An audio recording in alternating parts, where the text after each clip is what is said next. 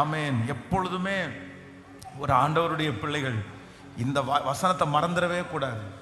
நம்மை குறித்து பரிதபிக்க கூடாத பிரதான ஆசாரியர் நமக்கு இராமல்.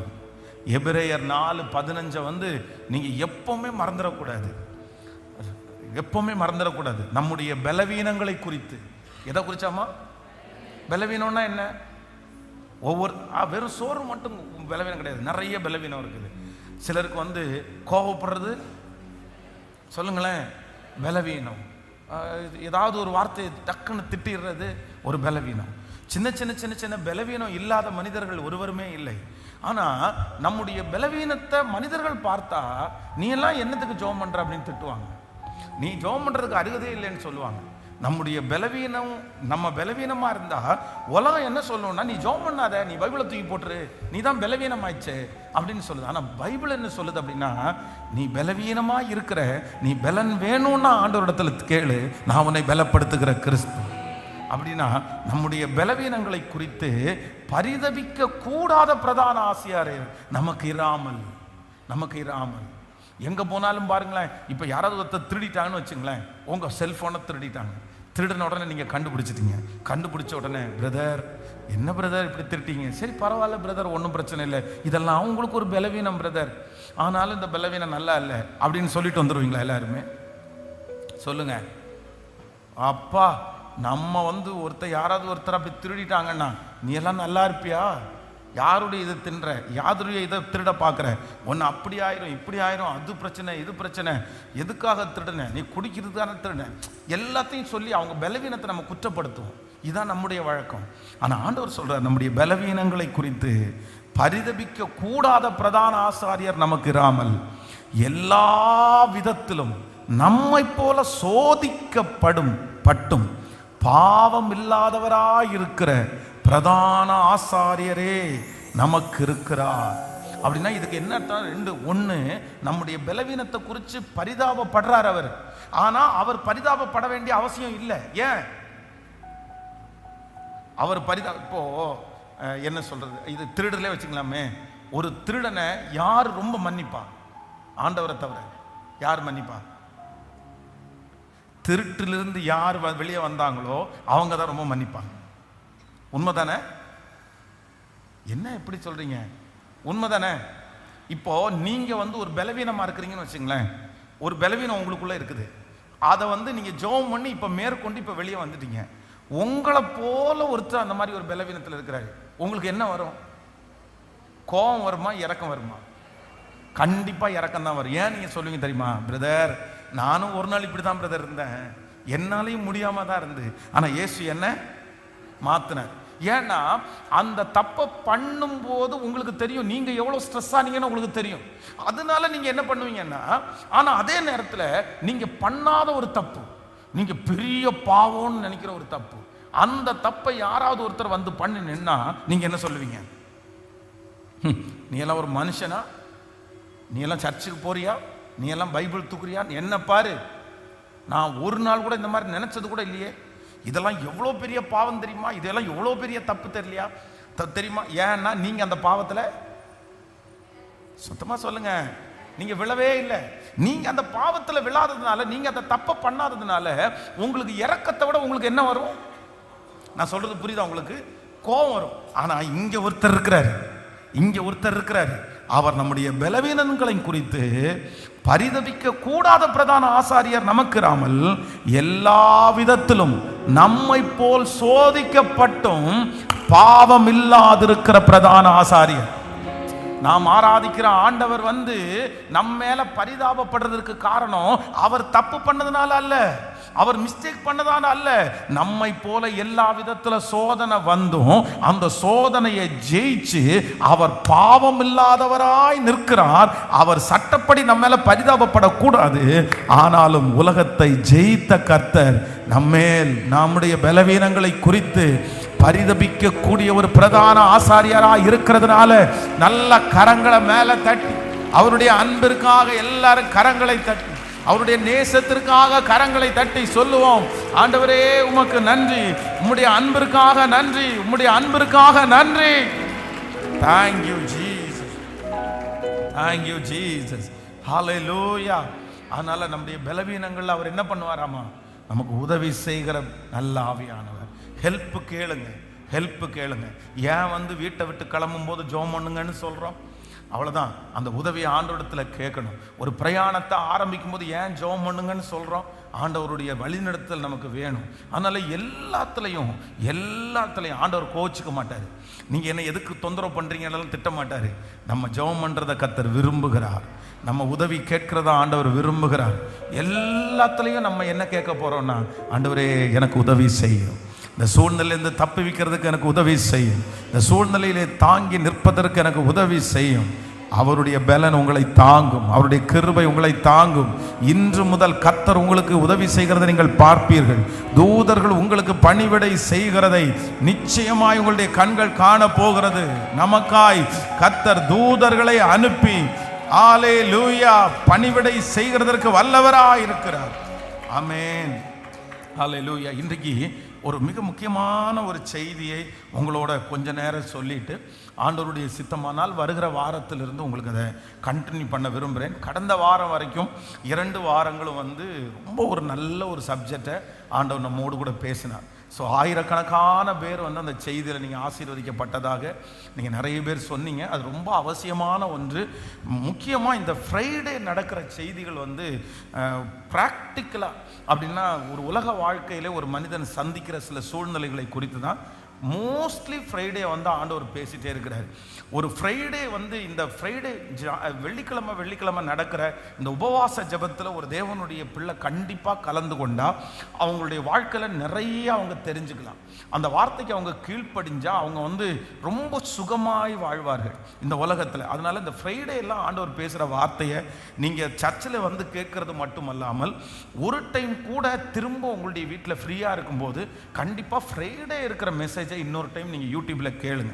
அது உங்களுக்கு ரொம்ப பிரயோஜனமாக இருக்கும்.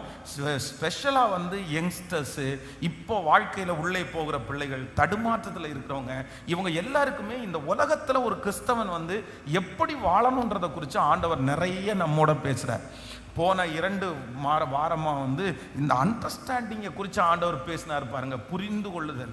ஸோ அது அது உங்களுக்கு எத்தனை பேருக்கு பிரயோஜனமாக இருந்துச்சு? நிறைய பேர் சாட்சி சொன்னீங்க. ஆனால் பர்சனலாக எனக்கே அது ரொம்ப பிரயோஜனமாக இருந்துச்சு. இந்த அண்டர்ஸ்டாண்டிங் அப்படின்றது எவ்வளோ பெரிய ஸ்பிரிட்டு, இது எப்படி ஒரு தேவனுடைய பிள்ளைக்கு வேணும், ஐயோ அது எவ்வளோ முக்கியம் அப்படின்றத ஆண்டவர் ரொம்ப நல்லா கடந்த வாரத்துலேருந்து பேசினார். அதனால் இன்னொரு டைம் கூட நீங்கள் அதை கேளுங்க.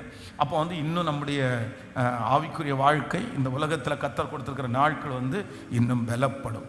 ஸோ இன்றைக்கு நான் ரொம்ப ஆண்டவருடைய சமூகத்தில் எதிர்பார்க்கும் போது ஆண்டவர் என்னுடைய இருதயத்தில் இந்த தேக்கம் அப்படின்றத குறித்து ஒரு வெளிப்பாடுன்றதை விட மனசுக்கு முன்னாடி ஒரு சொப்பனோன்றது மாதிரி வைங்களேன். அப்படியே கண்ணை மூடி அந்த சேரில் அப்படியே சாஞ்சு அப்படியே ஸ்தோத்திரம் பண்ணி ஜெபம் பண்ணிகிட்டே இருக்கும்போது என்னுடைய மனசுக்கு முன்னாடி என்ன வந்துச்சு அப்படின்னு சொன்னால் ஒரு குளம். எனக்கு பொதுவாக ஊரில் இருக்கிறதுனால அந்த குளம் தெரியும். ஆனால் இந்த குளத்தில் பார்த்தீங்க அப்படின்னா வாய்க்கால்கள் இருக்கும். குளத்தில் நீங்கள் குளத்தில் எத்தனை பேர் குளிச்சிருக்கீங்கன்னு தெரில. ஒரு சிலர் குளம்னு சொல்லுவாங்க, இன்னொருத்தர் கம்மா, அந்த சைடெல்லாம் கம்மா அப்படின்னு சொல்லுவாங்க. ஆனால் பொதுவாக கிராமத்தில் இருக்கிற ஜனங்கள் இந்த குளத்தில் குளிக்கிறது வழக்கம். அப்போ குளத்துலனா ஒரு வருஷத்துக்கு கிட்டத்தட்ட ஒரு 9-10 மாதம் வரைக்கும் குளத்தில் நம்ம குளிச்சிடலாம். அந்த 10வது மாதத்தில் பார்த்தீங்க அப்படின்னா அந்த கரெக்டாக ஏப்ரல் மே, இந்த மே மாதம் வரும் பாருங்க. மே மாதத்தில் ரொம்ப வெயில் அடிக்கிறதுனால குளத்தில் இருக்கிற தண்ணி வத்திரும். அந்த குளத்தில் இருக்கிற தண்ணி வற்றும் போது உள்ளே இருக்கிற மீன் பிடிக்கிறது அந்த மாதிரி இதெல்லாம் செய்வாங்க. அது சைடில் அந்த கிராமத்து சைடில் பண்ணுவாங்க. ஆனால் இந்த குளத்தில் இருக்கிற தண்ணீரை நம்ம போய் பார்க்கும்போது பார்த்தீங்கன்னா அது தெளிவாக இருக்கிற மாதிரி இருக்கும். ரொம்ப தெளிவாக கண்ணாடி மாதிரி இருக்கிற மாதிரி இருக்கும். ஆனால் அந்த குளத்தில் இறங்கி நீங்கள் குளிச்சு உள்ளே கால் வச்சிட்டிங்கன்னு வச்சுங்களேன், அந்த தரையில் கால் வச்சிட்டிங்கன்னா அவ்வளோதான். அந்த தண்ணியை அடுத்த நிமிஷம் நம்ம பார்க்குறதுக்கே சகிக்காது. ஏன்னா இந்த தண்ணியில் இருக்கிற அழுக்கெல்லாம் படிஞ்சு படிஞ்சு படிஞ்சு படிஞ்சு கீழே என்னவா இருக்கும்னா சேராக இருக்கும். இந்த சேரா இருக்கிற தண்ணி ஒரு டைம் கலங்கிருச்சுன்னா அடுத்து திரும்ப அதில் குளிக்கிறது அப்படின்றது நம்மளால நல்லா யோசிக்கிறவங்க குளிக்க மாட்டாங்க. வேண்டாம், இதெல்லாம் இவ்வளோ கலங்கலாக இருக்குது அப்படின்னு சொல்லிட்டு நம்ம வீட்டிலே குளிச்சுக்கலாம் அப்படின்னு வந்துடுவாங்க. ஆனால் இது நீங்கள் ஆற்றுல நீங்கள் போய் பார்த்தீங்கன்னா ஆற்றுல இந்த பாறைகள் தான் அதிகமாக இருக்கும். நம்ம குளிக்கிற இடங்கள்ல நிறைய பாறை இருக்கும். அந்த இடத்துல போய் குளிச்சு தரையில் கால் வச்சு நீங்கள் விளையாண்டு குதிச்சு என்ன பண்ணினாலும் உள்ளே இருக்கிற தண்ணி என்ன பண்ணாது அப்படின்னு சொன்னால் கலர் மாறவோ இல்லை ஒரு அழுக்கான கலரோ வராது. காரணம் என்ன அப்படின்னு சொன்னால் இது தேங்கி நிற்கிற தண்ணி, அது பாய்ந்தோடுகிற தண்ணி. அப்போ நான் சும்மா ஜஸ்ட் அப்படியே கண்ணை மூடி அப்படியே ஸ்தோத்திரம் பண்ணிட்டு இருக்கும்போது என் கண்ணுக்கு முன்னாடி ஒரு குளம், அந்த குளத்துல தேங்கின அவ்வளோ தண்ணி இருக்குது. அப்போ ஒருத்தர் கேட்குறாரு, இந்த குளத்தில் இருக்கிற தண்ணீரை நம்ம விற்றோம் அப்படின்னு சொன்னால் எவ்வளோக்கு விற்கலாம் அப்படின்னு சொல்லும்போது அவர் சொல்லுவார், ஐயோ இதில் இருக்கிற தண்ணியெல்லாம் ரொம்ப அதிகமான தண்ணி, எப்படியும் ஒரு 1,00,000 லாரி தண்ணி இருக்கும், அதை ஒரு லாரிக்கு 1000 ரூபாய் போட்டால் கூட அவ்வளோ விற்கும் அப்படின்னு. ஆனால் அப்படி மாறி மாறி டிஸ்கஷன் பண்ணுற மாதிரி ஒருத்தர் அவர் சொல்கிறாரு, ஆனால் இந்த தண்ணியை ரொம்ப பெருசாக யூஸ் பண்ண முடியாது, நம்ம குடிக்கெல்லாம் யூஸ் பண்ண முடியாது, அது ஏதாவது தோப்புக்கு அந்த மாதிரி தான் விட முடியும், ஏன்னா அது கட்டி இருக்கிற தண்ணி அப்படின்னு என் மனசில் அப்படியே ஓடிட்டே இருக்குது.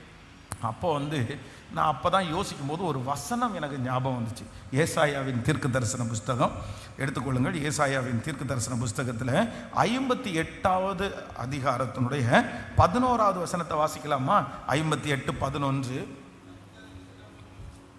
கர்த்தர் நித்தமும் உன்னை நடத்தி மகா வறட்சியான காலங்களிலும் உன் ஆத்துமாவை திருப்தியாக்கி உன் எலும்புகளை நினமுள்ளதாக்குவார். நீ நீர்ப்பாய்ச்சலான தோட்டத்தை போலவும் வற்றாத நீரூற்றை போலவும் இருப்பாய். இன்னொரு விஷயம் கூட சேர்ந்து வாசிக்கலாம். கர்த்தர் நித்தமும் உன்னை நடத்தி மகா வறட்சியான காலங்களிலேயும் உன் ஆத்துமாவை திருப்தியாக்கி உன் எலும்புகளை நினம் உள்ளதாக்குவார். நீ நீர்ப்பாய்ச்சலான தோட்டத்தை போலவும் வற்றாத நீரூற்றை போலவும் இருப்பாய். ஹல்லேலூயா. ஆண்டவருடைய பிள்ளைகளே, கர்த்தர் நமக்கு கொடுக்கிற ஒரு நல்ல வாக்குத்தத்தம் என்னன்னா, கர்த்தர் உன்னை நித்தமும் நடத்தி மகா வறட்சியான காலங்களில் உன் ஆத்துமாவை திருப்தியாக்கி உன் எலும்புகளை நினம் உள்ளதாக்குவார். நீ நீர்ப்பாய்ச்சலான தோட்டத்தை போலவும் வற்றாத நீரூற்றை போலவும் இருப்பாய். நான் இன்றைக்கு இந்த சத்தத்தை கேட்டுக்கொண்டிருக்கிற ஒவ்வொரு ஆண்டவருடைய பிள்ளைகளையும் ஆசீர்வதிக்கிறேன். நீ நீர்ப்பாய்ச்சலான தோட்டத்தை போலவும் வற்றாத நீரூற்றை போலவும் இருப்பாய். நீ நீர்ப்பாய்ச்சலான தோட்டத்தை போலவும் வற்றாத நீரூற்றை போலவும் இருப்பாய். நீர்ப்பாய்ச்சலான ஒரு தோட்டம் எவ்வளவு செழிமையா இருக்கிறதோ அதே போல இந்த ஆண்டு கர்த்தர், நான் விசுவாசிக்கிறேன், உங்களை ஒரு செழிப்புள்ள தேசத்துல கர்த்தர் உங்களை நடுவாராக. உங்க கண்களுக்கு பச்சை பசேன்னு தெரிகிற அளவிற்கு உங்க குடும்பத்தில் விரக்தின்றது ஒன்று இல்லை, சோர்வென்ற ஒன்று இல்லை.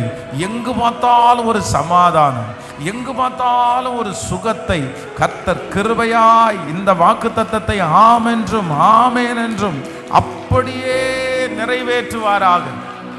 ஆமேன். நீ நீர்ப்பாய்ச்சலான தோட்டத்தை போலவும் வற்றாத நீரூற்றை போலவும். அப்படின்னா இந்த நீர்ப்பாய்ச்சலான தோட்டம்ன்றது கண்ணுக்கு ரொம்ப பசுமையா இருக்கும், சமாதானமா இருக்கும். சுத்தி இருக்கிறது அத்தனையும் காஞ்சு இருந்தாலும் இது ஒரு டிஃப்ரெண்டா இருக்கும். இதை பார்த்தாலே நமக்கு ஒரு பாசிட்டிவா நமக்கு தோணும், அதை பார்க்கும்போதே ஒரு சந்தோஷமா நமக்கு தோன்றும். காரணம் என்னன்னா, அது நீர்ப்பாய்ச்சலான தோட்டம். நான் நம்புறேன், உங்க மனசுல இருக்கிற விரக்திகளை எல்லாம் கர்த்தர் மாற்றி, அந்த வெயில் அடிக்கிறது போல இருக்கிற சூழ்நிலைகளை எல்லாம் ஆண்டவர் மாற்றி நீர்ப்பாய்ச்சலான தோட்டத்தை போல கர்த்தர் வைப்பாராக. இரண்டாவதாக இந்த இடத்துல என்ன சொல்லுது அப்படின்னா, நீ நீர்ப்பாய்ச்சலான தோட்டத்தை போலவும் வற்றாத நீரூற்றை போலவும் இருப்பாய். அப்படின்னா தோண்ட தோண்ட தோண்ட நீரூற்றிலிருந்து வருது, நீரூற்றிலிருந்து தண்ணி நிரம்பி வழியுது, டெய்லி ஃப்ரெஷ் வாட்டர் வந்துட்டே இருக்குது. அப்படிப்பட்ட புதிய புதிய வருமானங்கள், புதிய புதிய சந்தோஷங்கள், புதிய புதிய உறவுகளை கர்த்தர் உங்களுக்கு தந்து உங்களையும் என்னையும் கர்த்தர் நீர்ப்பாய்ச்சலான தோட்டத்தை போலவும் வற்றாத, ஆமேன், கரங்களை தட்டும் போதே அந்த வார்த்தை அப்படியே ஆமென்றும் ஆமேன் என்றும் நிறைவேறட்டும் ஆண்டவரே. நீ வற்றாத நீரூற்றை போல் இருப்பாய். தோண்ட தோண்ட வந்து கொண்டே இருக்கட்டும், செலவழிக்க செலவழிக்க வந்து கொண்டே இருக்கட்டும் ஆண்டவரே. புதுமையாய் கர்த்தர் கொடுத்து கொண்டே இருப்பீராக. ஐடியாக்களை கர்த்தர் தருகிறவர், வருமானத்தை ஆண்டவர் தருகிறவர், புதிய புதிய ஆசீர்வாதங்களை தோன்ற பண்ணுகிற கர்த்தரா இருக்கிறார். அல்லேலூயா. ஆண்டவருடைய ஆசீர்வாதமே என்ன அப்படின்னு சொன்னா, நமக்கு ஏதோ ஒன்றை கொடுத்து நம்மளை நிப்பாட்டுகிறவர் கர்த்தர் கிடையாது. நம்முடைய ஆண்டவர் என்ன அப்படின்னா, புதுசா ஆண்டவர் தருகிறவர். டெய்லி காலைதோறும் அவருடைய கிருபைகள் என்னவா இருக்கிறதுனா புதிதா இருக்கிறது. நீங்க வாஞ்சியா இருந்தீங்கன்னா கர்த்தர் புதுசா எல்லாத்தையும் தருவார். ஜனங்களுக்கு ஆண்டவர் கொடுக்கும்போது டிஃப்ரெண்டா ஆண்டவர் கொடுத்தார். ஒரு வெற்றியை கொடுத்த உடனே கர்த்தர் அமைதியா இல்லை, இன்னொரு வெற்றியை கொடுத்தார், இன்னொரு உயர்வை கொடுத்தார், இன்னொரு வருமானத்தை கொடுத்தார். அதனால நான் உங்களை ஆசீர்வதிக்கிறேன். கர்த்தர் இந்த ஆசீர்வாதத்தை உலகத்தானுக்கு அல்ல, நமக்கு கர்த்தர் வைத்திருக்கிறார். நீங்க இந்த வசனத்தை உறுதியாய் பற்றி பிடிச்சு ஜெபம் பண்ணுங்க. ஆண்டவரே, எனக்கு புதுமையாய் நான் இந்த வருஷம் பார்க்கணும், இந்த மாதத்துல நான் பார்க்கணும், எனக்கு புதிதான ஒரு வருமானத்தை கர்த்தர் தரணும், ஒரு புதிதான மகிழ்ச்சியை நான் பார்க்கணும், ஒரு புதுமையை நான் பார்க்கணும். இருக்கிற நிலைமையிலிருந்து கர்த்தர் புதிதான காரியத்தை தருகிறார். ஆமென். நீர்ப்பாய்ச்சலான தோட்டத்தை போலவும் வற்றாத நீரூற்றை போலவும் இருப்பார். அப்போ ஆண்டவருடைய ஆசீர்வாதம் என்கிறது நம்ம தேங்கி நிற்கிறதா ஆண்டவர் ஒரு நாளும் விரும்பல.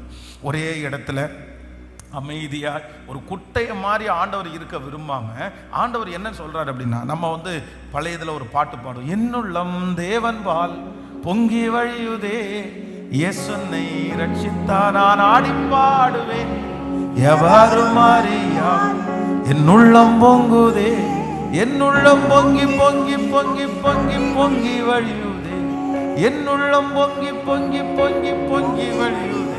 இன்னொரு பாட்டு இருக்கு, சந்தோஷம் பொங்குதே சந்தோஷம் பொங்குதே சந்தோஷம் என்னில் பொங்குதே, ஹல்லேலூயா, இயேசு என்னை ரட்சித்தார், முற்றும் என்னை மாற்றினார், சந்தோஷம் என்னில் பொங்குதே. இன்னைக்கு இந்த பாட்டெல்லாம் மறந்து போச்சு. காரணம் என்னன்னா, பொங்குறதே இல்லை. ஆமென். இன்னைக்கு வீட்லையும் பொங்குறதில்ல, வெளியிலையும் பொங்குறதில்லை. வீட்டில் ஏன் பொங்குறதில்லைன்னா, குக்கர்னு ஒன்று கண்டுபிடிச்சதுனால வீட்டில் பொங்குறதில்லை. யாருக்கா ஃபஸ்ட்டெல்லாம் பார்த்தீங்க அப்படின்னா, எல்லார் வீட்லேயும் சட்டியில் என்ன பண்ணும், பொங்கும். அப்படியே அரிசியை அம்மா உள்ளே விட்டு அரிசியை கழுவி சாப்பாட்டை உள்ளே போட்டாங்க அப்படின்னா அவங்க பாட்டுக்கு மற்ற வேலையெல்லாம் செஞ்சுட்டு வருவாங்க. தண்ணியை நிறைய ஊற்றிருப்பாங்க, ஏன்னா அடி பிடிக்காமல் இருக்கிறதுக்கு. இன்றைக்கி குக்கரில் அடி பிடிக்குது.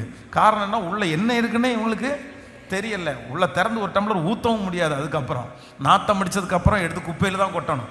அந்த மாதிரி ஆகிப்போச்சு. ஆனால் அவங்க தண்ணியை கொஞ்சம் நிறைய வச்சு அப்போ அந்த சாப்பாடு என்ன பண்ணுவோம்னா பொங்கி என்ன பண்ணும், வெளியில் வரும். வந்த உடனே ஒரு கரண்டி எடுத்து உடனே எடுத்து பதம் பார்ப்பாங்க. ஓகே, வெந்திருக்குன்னா உடனே கீழே இறக்கி வச்சு வடித்து அது ஆரோக்கியமாக இருந்துச்சு. அந்த காலத்துல எல்லாம் இந்த சுகர் சொல்கிறாங்க, நமக்கு தெரில, இந்த வடித்து சாப்பிட்டா சுகர் என்ன பண்ணுமாமா, கம்மியாகும் அப்படின்றாங்க. அப்போ அது ஒரு பேட்டர்ன் இருந்துச்சு. ஆனால் இன்னைக்கு இந்த பொங்குறது அப்படின்றது எல்லாமே முடிஞ்சு போயிடுச்சு. அதனால நம்ம நஷ்டம். அதே போல நம்முடைய ஆவிக்குரிய வாழ்க்கையிலும் பாருங்க, இந்த பொங்குற அனுபவம், நிரம்பி வழிகிற அனுபவம் அது நமக்கு ரொம்ப குறைஞ்சிருச்சு. டெய்லி என்னைக்கோ ஒரு நாள் 15 வருஷத்துக்கு முன்னாடி ஒரு அபிஷேகம் கிடைச்சிருச்சா, அவ்வளோதான். அந்த அபிஷேகத்தை வச்சே நம்ம நடத்திடுறோம். ஒரு அந்நிய பாஷையின் வரம் கிடைச்சிருச்சா, அவ்வளோதான். அதை வச்சே நம்ம நிறைய பேர் அப்போ ட்ராவல் பண்ணுறோம். அப்படி இல்லாமல் ஆண்டவருடைய ஆசீர்வாதம் என்ன ஆசீர்வாதம் அப்படின்னா, தேங்கி நிற்கிற ஆசீர்வாதம் அல்ல. கர்த்தர் நமக்கு கொடுத்திருக்கிற ஆசீர்வாதம், நீ பரவி போகிற ஆறை போல, ஆமென், வற்றாத நீரூற்றை போல. அப்போ இன்னைக்கு இந்த உபவாச ஜபத்தில் நம்ம எல்லாரும் என்ன ஜபிக்கணும்னா, எனக்கு கர்த்தர் ஒரு ஆசீர்வாதத்தை வச்சிருக்கிறார். நான் இந்த ஆண்டு ஒரு குட்டையாய் அல்ல, தேங்கி கிடக்கிறவனாய் அல்ல, கர்த்தர் என்னை நிரம்பி வழிய பண்ணுகிறவர், என்னை பொங்கி வழிய பண்ணுகிறவர். அந்த தேக்க நிலைமையை கர்த்தர் மாற்றுவார். அந்த தேக்க நிலைமை மாறும். 10 வருடங்களாக இருக்கிற தேக்க நிலைமைகள் மாறும். ஆமே, நான் ஆராதிக்கிற தேவன் என்னை பரவி போகிற ஆறை போல ஹல்லேலூயா, என்னை அப்படி பெருக பண்ணுகிற கர்த்தர். அதனால எல்லாரும் ஜெபிக்கணும், நமக்காக நம்முடைய பிள்ளைகளுக்காக ஜெபிக்கணும். அதான் பாடும்போது, கணுக்கால் அளவு போதாதையா, முழங்கால் அளவு போதாதையா, நீந்தி நீந்தி மூழ்கணுமே, மிதந்து மிதந்து மகிழணுமே. ஆமேன். அப்போ ஆண்டவர் ஒரு அனுபவத்தை நமக்கு வச்சிருக்கிறார். என்ன அனுபவத்தை வச்சிருக்கிறாருன்னா, ஆமேன், போதும் என்கிற அந்த அனுபவம் அல்ல, போதாது என்கிற அனுபவம். போதும் என்கிற தெய்வ பக்தியினுடைய கூடிய அது ஒரு கேட்டகரி இருக்குது. போதும் என்கிற மனதுடனே கூடிய தெய்வ பக்தியை மிகுந்த ஆதாயம், அதனுடைய சாப்டரே வேற. ஆனால் தேவன் நம்மை ஆசீர்வதிக்கிறது எப்படி ஆசீர்வதிக்கிறார் அப்படின்னா, பரவி போகிற ஆரை போல். இந்த சத்தத்தை கேட்கிற யார் ஒருவேளை நீங்க தேங்கி கிடக்குறீங்களா, ஒரு குட்டையை போல கிடக்குறீங்களா, பல வருடமாய் நீங்கள் ஒரே இடத்துல உட்கார்ந்துட்டு இருக்கிறீங்களா, ஒரு தேங்கின நிலைமை உங்களுக்கு இருக்குதா? ஆனா இன்னைக்கு கர்த்தர் உங்களை உற்சாகப்படுத்துகிறார். எப்படி உற்சாகப்படுத்துகிறாருன்னா, இல்ல கர்த்தர் உங்க மேல வச்சிருக்கிற அபிஷேகம், கர்த்தர் உங்க மேல வச்சிருக்கிற விஷன் என்ன அப்படின்னு சொன்னா, நீங்கள் பரவி போகிற ஆறாக அந்த இடத்துல இருந்து ஆண்டவர் உங்களை எழுப்புறதற்கு கர்த்தர் விரும்புகிறார். கர்த்தர் தட்டி எடுக்கிறதுக்கு விரும்புகிறார். கர்த்தர் முன்மாரியும் பின்மாரியும் உங்கள் மேல் ஊற்றி அதை நிரம்பி வழிந்தோடும்படியாய் கர்த்தருடைய ஆவியானவர் உங்கள் மேல் ஊற்றப்படும். உங்களுடைய வியாபாரத்தின் மேல் ஊற்றப்படும், உங்கள் குடும்பத்தின் மேல் ஊற்றப்படும். அந்த மழை வர அந்த மழை உங்கள் மேல் நனைய அந்த மழை தண்ணீர் உள்ள வர எப்படி ஒரு குளம் நிரம்பி வழிகிறதோ, அதே போல உன்னதத்திலிருந்து தேவன் அனுப்புகிற அந்த ஆசீர்வாதங்கள் உங்கள் மேல் அப்படியே கடந்து வரும்போது, ஹல்லேலூயா, பொங்கி வழிகிற ஒரு ஆசீர்வாதத்தை கர்த்தர் தருகிறதற்கு வல்லவராய் இருக்கிறார். ஆமென். Thank you Jesus. ஹல்லேலூயா.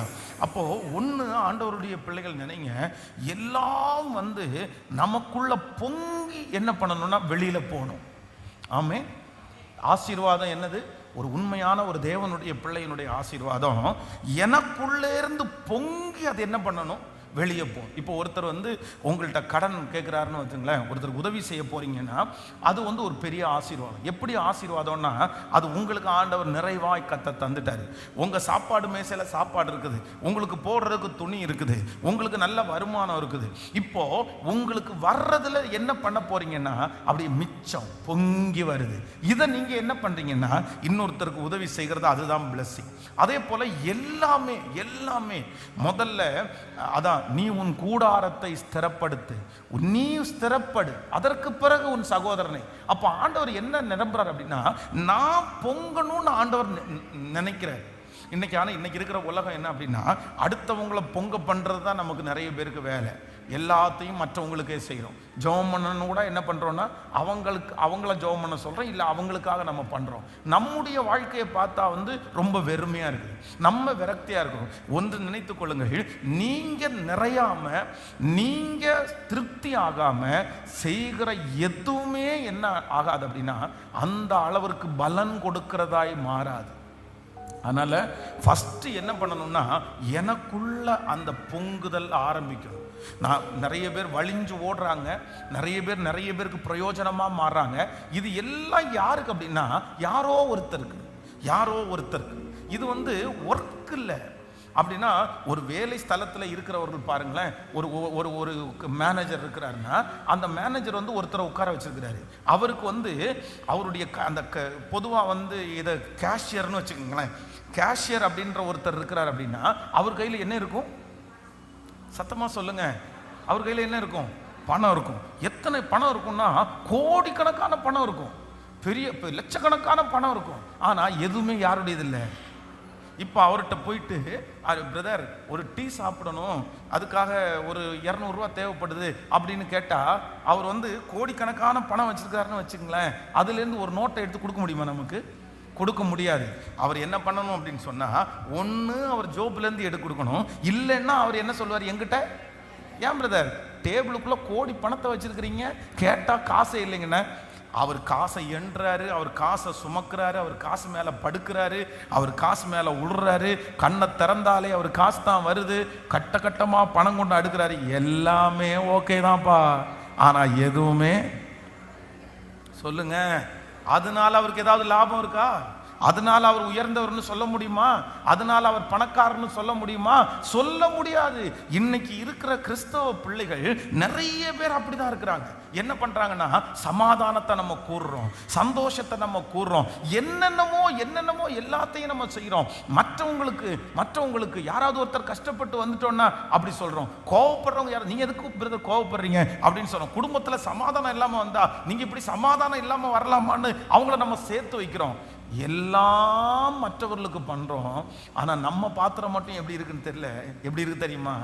இன்னும் என்ன பண்ணவே இல்லை, நிரம்பவே இல்லை. ஆனா உண்மையான ஆசீர்வாதம்ன்றது என்ன அப்படின்னு சொன்னா, என்னுள்ளம் தேவன்பால் பொங்கி பொங்கி பொங்கி பொங்கி வழியுதே. இன்னைக்கு ஒரு ஜெபத்தை நம்ம ஏறெடுக்க போறோம். என்ன நிரப்பி, என்னிடத்திலிருந்து பொங்கி, என்னிடத்திலிருந்து நிரம்பிட்டு, இப்போ இந்த தண்ணீர் அநேகருக்கு பிரயோஜனமாய் மாறப்போகிறது. இந்த ஆசீர்வாதத்தை ஆண்டவர் தரப்போகிறார். கர்த்தர் தேங்கின நிலைமையிலிருந்து ஒரு விடுதலையை கர்த்தர் இந்த வருஷத்துல கர்த்தர் கட்டளையிட போறாரு. இந்த வருஷம் நீங்க மற்றவங்களுக்கு சந்தோஷமா இருங்கன்னு இதுவரைக்கும் சொல்லலாம். ஆனா உங்க உள்ளத்துல ஒரு துக்கமா நீங்க சந்தோஷமா இருங்கன்னு சொல்லலாம். ஆனா ஆண்டவர் சொல்றாரு, இல்லை, இனி கர்த்தர் உங்களை சந்தோஷப்படுத்தி அந்த சந்தோஷத்திலிருந்து ஒரு சந்தோஷத்தை மற்றவர்களுக்கு தருகிறதற்கு வல்லவராய் இருக்கிறார். நீங்க ரொம்ப கான்ஃபிடென்டா அந்த காரியத்தை செய்வதற்கு கர்த்தர் பொங்கி வழிகிற ஹல்லேலூயா. ஆண்டவரத்துல சொல்லலாம், ஆண்டவரே எல்லாம் என்னிடத்திலிருந்து எப்படி வரணும் அப்படின்னு சொன்னா, நிரம்பி வழியணும். சத்தமா சொல்லுங்க, நிரம்பி வழியணும். என் பாத்திரம் நிரம்பி வழிகிறது. இது நடக்கும் சிஸ்டர், இது நடக்கும் பிரதர். உங்க வறட்சியை கர்த்தர் இந்த மாதம் மாற்றுவாராக. இந்த வருஷம் கர்த்தர் அந்த வறட்சியை மாற்றுவாராக. ஆமென். அந்த கொஞ்ச எண்ணெயை ஊற்ற வந்து கொண்டே இருந்தது போல அந்த பாத்திரத்தை கர்த்தர் நிரம்பி வழிய பண்ணுகிற கர்த்தர். என் தேவனிடத்தில் இருக்கிற ஆசீர்வாதமே நிரம்பி வழிய பண்ணுகிற ஆசீர்வாதம். இயேசுவே, இப்பொழுது அந்த மகிமை எனக்கு தாரும் என்று கேளுங்கள். என்னுள்ளம் தேவன்பால் பொங்கி வழியட்டும். ஆமென். சந்தோஷம் எனக்குள்ளே பொங்கி வழியட்டும்.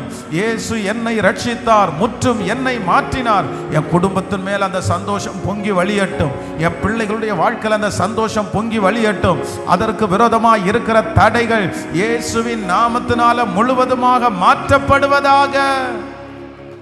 ஹல்லேலூயா. சேர்ந்து பாடலாமா? சந்தோஷம் பொங்குதே, சந்தோஷம் என்னில் பொங்குதே. ஹல்லேலூயா. இயேசு என்னை ரட்சித்தார், முற்றும் என்னை மாற்றினார். சந்தோஷம் என்னில் பொங்குதே, சந்தோஷம் என்னில் பொங்குதே. ஹல்லேலூயா. இயேசு என்னை ரட்சித்தார், முற்றும் என்னை மாற்றினார். சந்தோஷம் என்னில் பொங்குதே. சேர்ந்து வாழி தப்பி நான் தெரிந்தேன், பாவ வாழி அதை சுமந்தலைந்தே. வாழி தப்பி நான் தெரிந்தேன், பாவ வாழி அதை சுமந்தலைந்தே. அவர் அன்பு கூறலே அழைத்தது என்னையே, அவர் அன்பு கூறலே அழைத்தது என்னையே. அந்த இன்ப நாளில் எந்த பாவம் நீங்கிட்டு, அந்த இன்ப நாளில் எந்த கைகள மேல தட்டி சந்தோஷம் பொங்குது, சந்தோஷம் என்னில் பொங்குதே. ஹல்லேலூயா. இயேசு என்னை ரட்சித்தார், முற்றும் என்னை மாற்றினார். சந்தோஷம் என்னில் பொங்குதே. சத்துரு சோதித்திட தேவ உத்தரவுடன் வருவார். சத்துரு சோதித்திட தேவ உத்தரவுடன் வருவார். ஆனால் இயேசு கைவிடாய் தானாய் வந்து ரட்சிப்பார். ஆனால் இயேசு கைவிடாய் தானாய் வந்து ரட்சிப்பார். இந்த நல்ல இயேசு எந்தன் சொந்தமானாரே, இந்த நல்ல இயேசு எந்தன் சொந்தம். ஆடோ சந்தோஷம் பொங்குது, சந்தோஷம்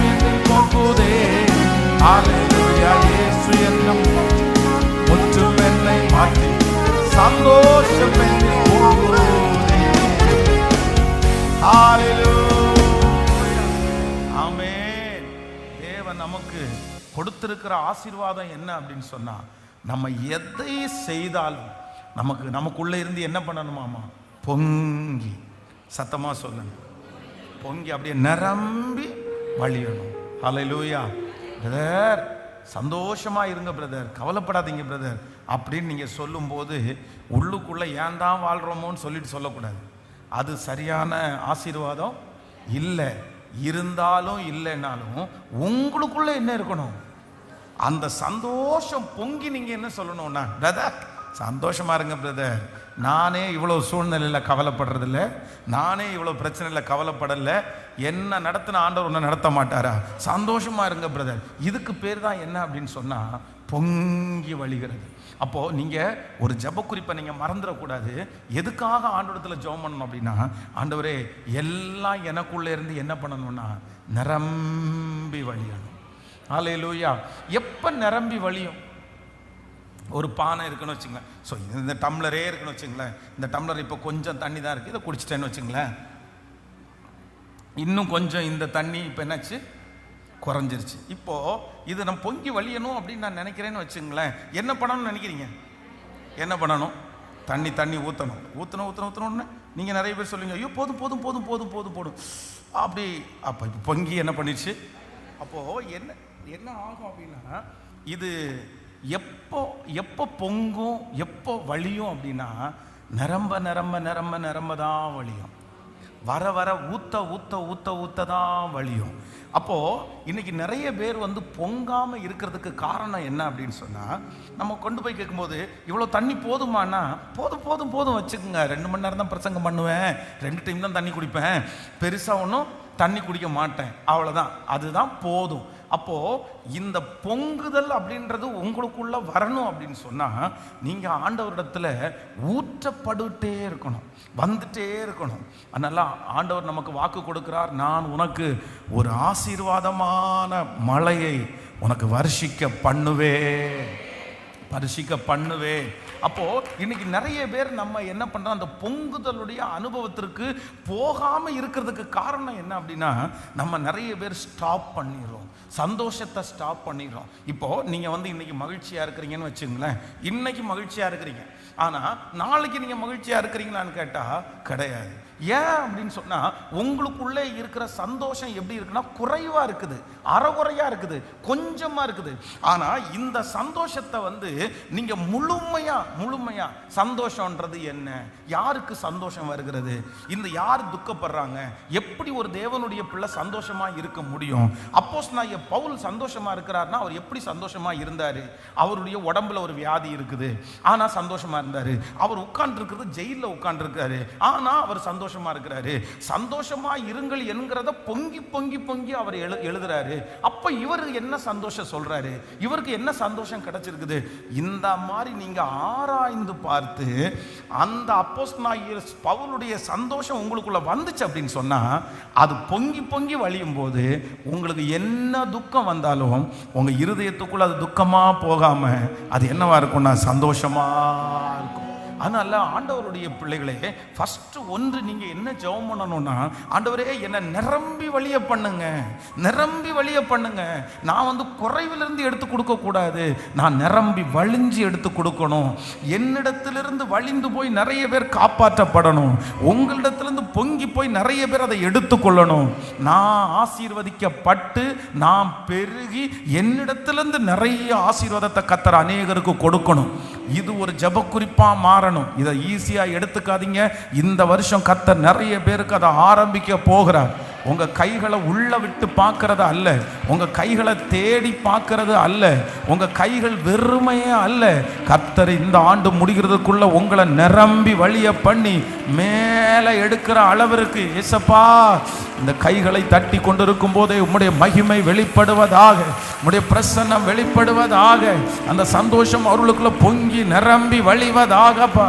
அப்படியே ஹல்லேலூயா ஹல்லேலூயா. இனி தேடி அல்ல, இனி பார்த்து அல்ல, ஆண்டவரே ஸ்தோத்திரம், அது வழிந்தோடுகிறதை பார்த்து. ஆமென். நம்பர் 1 ஃபர்ஸ்ட் நம்ம ஜெபிக்க வேண்டிய ஜெபம், ஆண்டவரே என்ன பொங்கி வழிய பண்ணுங்க, எல்லாத்துலயும் திருப்தி. ஹல்லேலூயா. இப்போ வந்து ஒரு வீட்டிலே நீங்கள் குடியிருக்கிறீங்கன்னு வச்சுங்களேன். நீங்கள் 3 பேர் இருக்கிறீங்க, 2 பசங்க நல்லா வளர்ந்துட்டாங்க. நீங்கள் 2 பேர் இருக்கிறீங்கன்னா உங்களுக்கு குறைஞ்சது வந்து ஒரு 2 ரூம் 3 ரூமாவது தேவைப்படும். பிள்ளைகளுக்கு 2 பேருக்கும் சேர்த்து ஒரு ரூம் கொடுத்தா கூட, நீங்கள் ஒரு ரூமில் குடியிருந்தா கூட, அப்புறம் உங்கள் வீட்டில் யாராவது ஒருத்தர் அம்மா அப்பாவோ கெஸ்ட் வந்தால் கூட ஒரு ரூம் உங்களுக்கு தேவைப்படும்னு வச்சுங்களேன். நீங்கள் ஆனால் ஒரே வீட்டில் குடியிருந்தோம் அப்படின்னு சொன்னால் அது என்னவா இருக்குது, நமக்கு என்னவா இருக்குது, பற்றாக்குறையா இருக்குது. அப்போ இதை கர்த்தர் அனுமதிச்சிருக்கலாம். ஆனா நீங்க ஜெபம் பண்ணணும். என்ன ஜெபம் பண்ணணும் அப்படின்னு சொன்னா, ஆண்டவரே என்ன பிளஸ் பண்ணுங்க, என்ன ஆசீர்வதிங்க, நான் நிரம்பி வழியணும். எப்படி அப்படின்னா, என்னுடைய வீட்டில் இருக்கிறவங்க எல்லாரும் தங்கினாலும் இன்னொருத்தர் வந்து தங்குற அளவிற்கு என் வீட்டில் அவ்வளோ பெரிய ஸ்பேஸை கர்த்தர் கொடுங்கன்னு ஜெபம் பண்ணுங்க. நம்முடைய தேவன் ஜெபத்தை கேட்கிறவர், உங்களுக்கு செய்கிறதற்கு கர்த்தர் வல்லவரா இருக்கிறார்.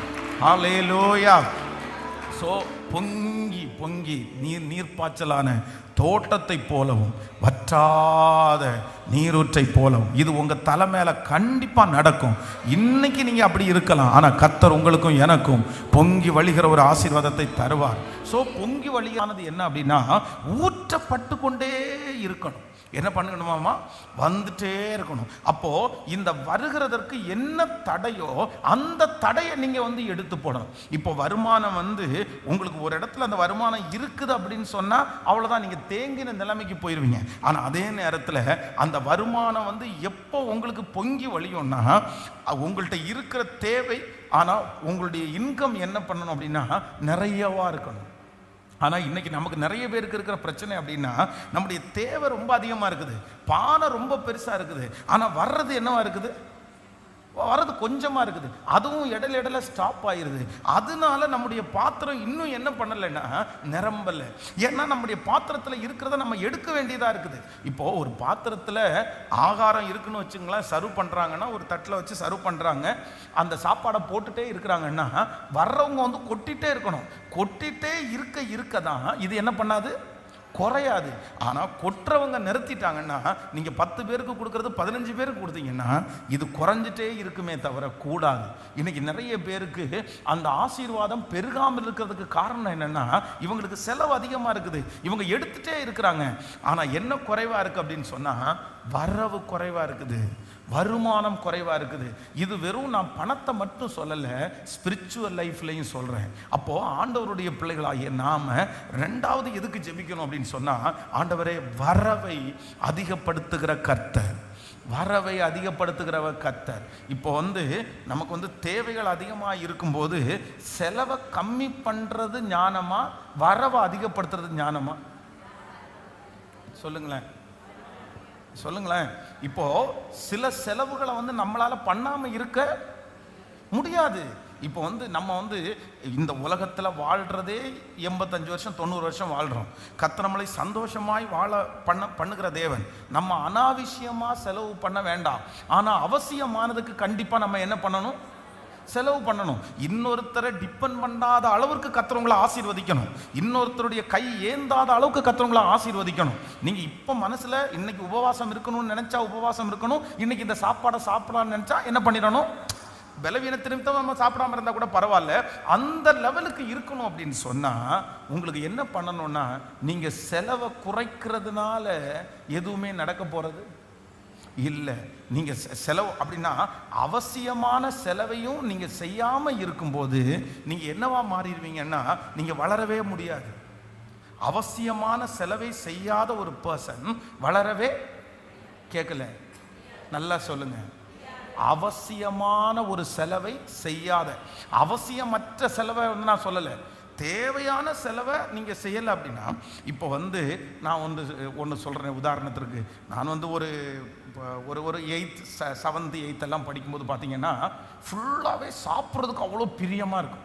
7ஆம் வகுப்பு 8ஆம் வகுப்பு படிக்கும்போது அதுவும் எப்போ ரொம்ப பிரியமாக இருக்கும்னா, நாங்கள் வந்து அன்றைக்கி 7ஆம் வகுப்பு 8ஆம் வகுப்பில் படிக்கும்போது சத்துணவு தான் வாங்கி சாப்பிட்ருந்தோம். மத்தியான டைமில் நாங்கள் தட்டி வீட்டிலேருந்தே எடுத்துகிட்டு போயிடுவோம். ஸ்கூலில் சாப்பாடு கொடுப்பாங்க.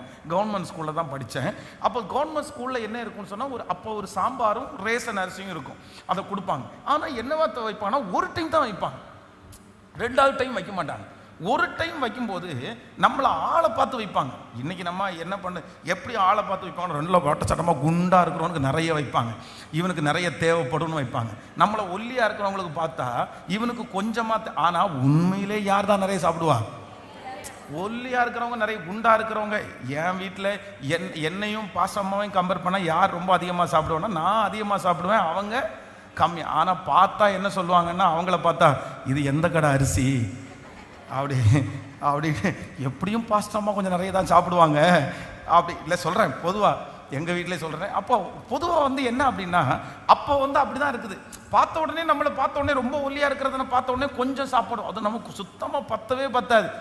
என்ன பண்ணுறது, அதை சாப்பிட்டுட்டு தண்ணியை குடிச்சிட்டு இருந்தா இந்த 4 மணிக்கு ஸ்கூல் விடுவாங்க பாருங்களேன், விட்ட உடனே ஒரு பசிக்கும் பாருங்களேன், திருடியாவது சாப்பிடலான்னு தோணும். பட் நம்ம போகிற அந்த நேரத்தில் வந்து வீட்டில் எதுவுமே இருக்காதா, அவ்வளோ வருத்தமாக இருக்கும்.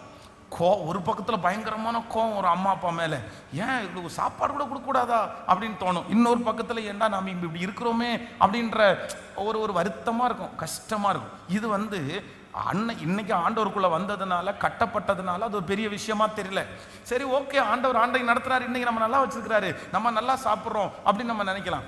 ஆனா சாப்பிட வேண்டிய வயசுல, சாப்பிட வேண்டிய நாளில் சார் நமக்கு இப்படி சாப்பிட முடியாம, இது ஒரு தேவையான நேரத்தில் அந்த ஊட்டச்சத்து இருந்திருந்தா, அன்னைக்கு நல்ல சாப்பாடு சாப்பிட்டிருந்தா இன்னைக்கு இன்னும் கொஞ்சம் பலனா இருந்திருக்கலாமோ அப்படின்னு எல்லாம் தோணுது இல்லை. அதனால தேவையானதை நம்ம செலவு பண்றதை குறித்து நம்ம கவலைப்பட வேண்டாம். அது தேவை. அப்போ தேவையை நம்ம குறைக்க கூடாது. எதை நம்ம அதிகமாக்கணும் அப்படின்னு சொன்னா, என்னுடைய வருமானத்தை அதிகமாக்குறதற்கு. இன்னைக்கு நிறைய பேர் வருமானத்தை அதிகமாக்குறதுக்கு யோசிக்கிறதே இல்லை. அந்த அந்த அந்த சம்பளம்னா அந்த சம்பளம் அதுலேயே திருப்தி ஆயிடுறது, அதுலேயே அவங்க மனசு அப்படியே போயிடுறது. சரி போதும், இன்னைக்கு வருது, ஒரு வீடு இருக்குது, அவ்வளோதான்.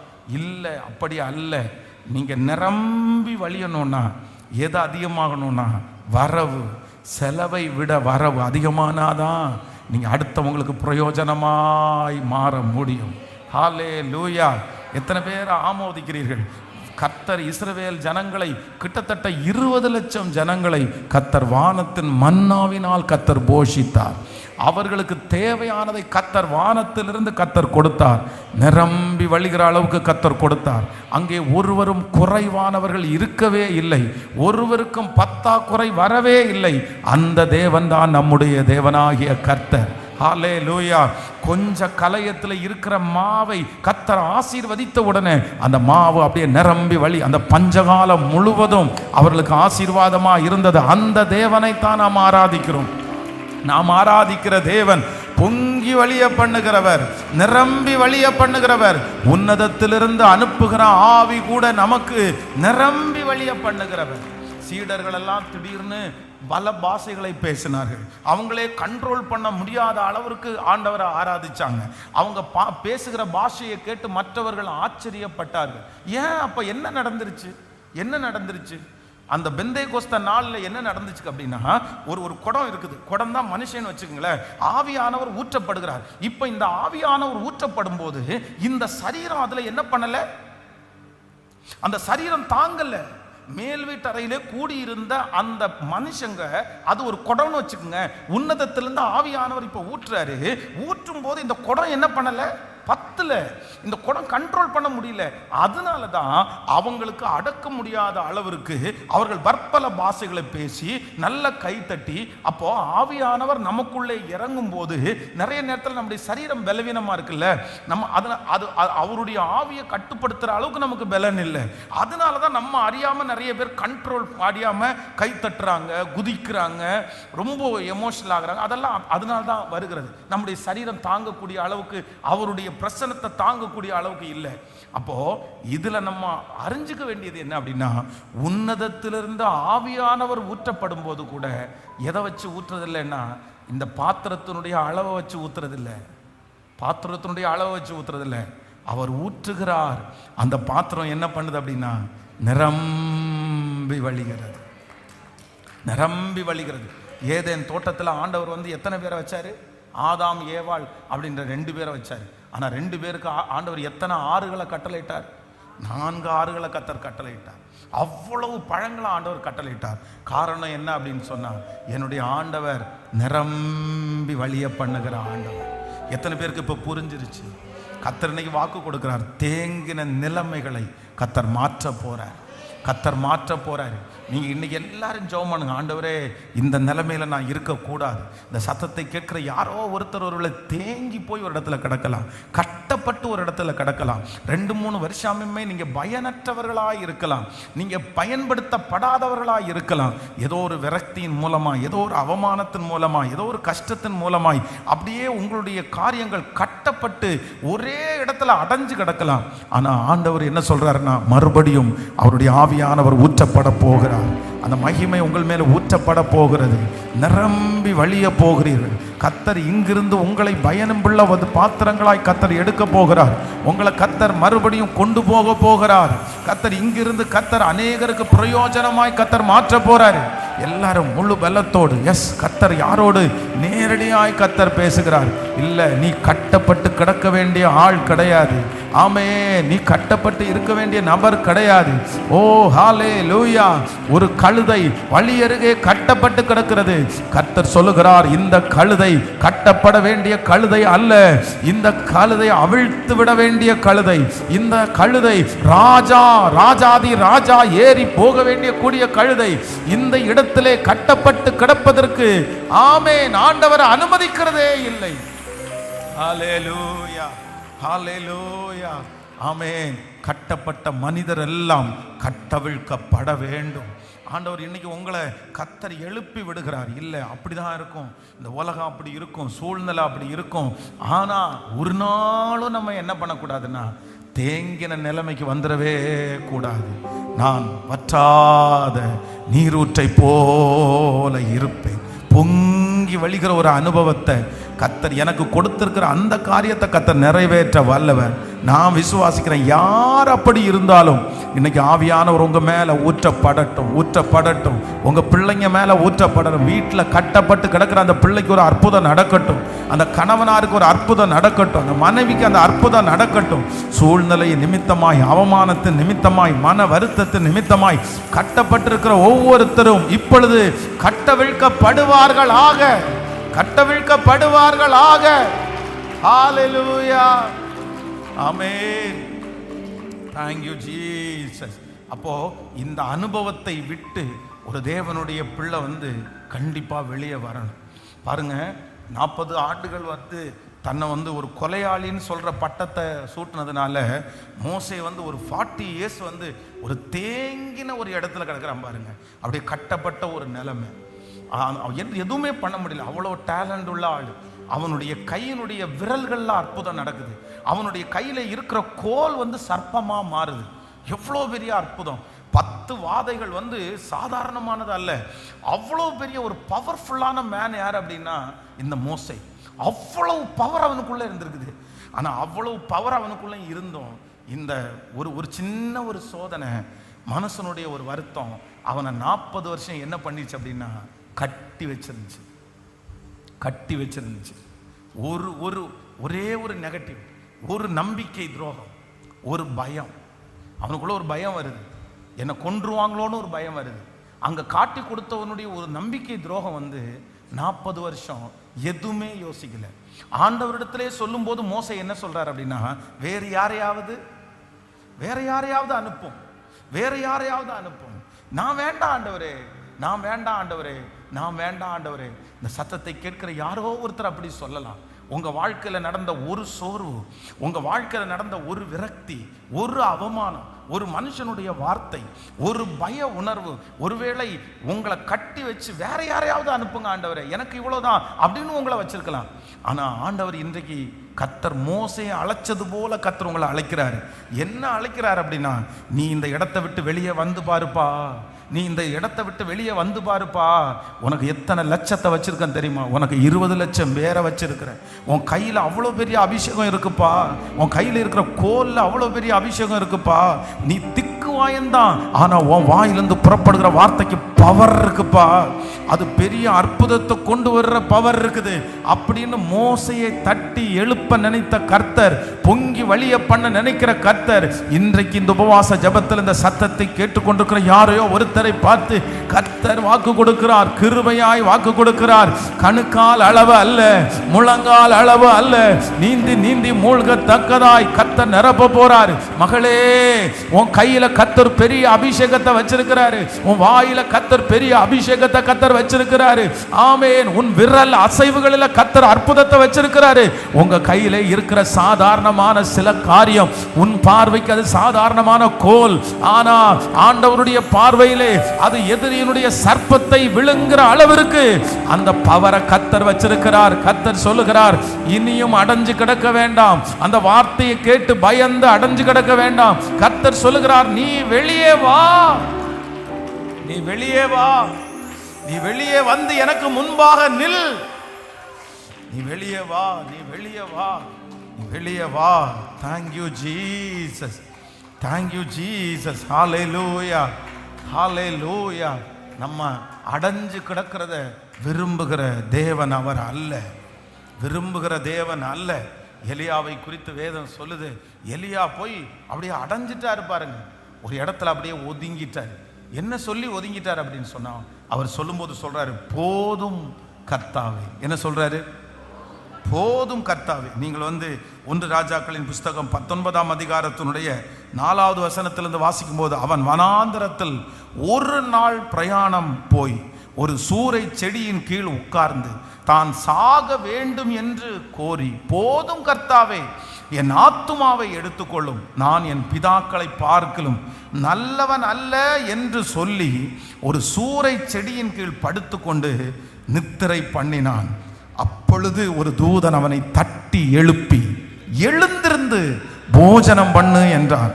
அவன் விழித்து பார்த்தபோது இதோ தழலில் சுடப்பட்ட அடையும் ஒரு பாத்திரத்தில் தண்ணீரும் அவன் தலைமாட்டில் இருந்தது. அப்பொழுது அவன் புசித்து குடித்து திரும்ப படுத்து கொண்டான்.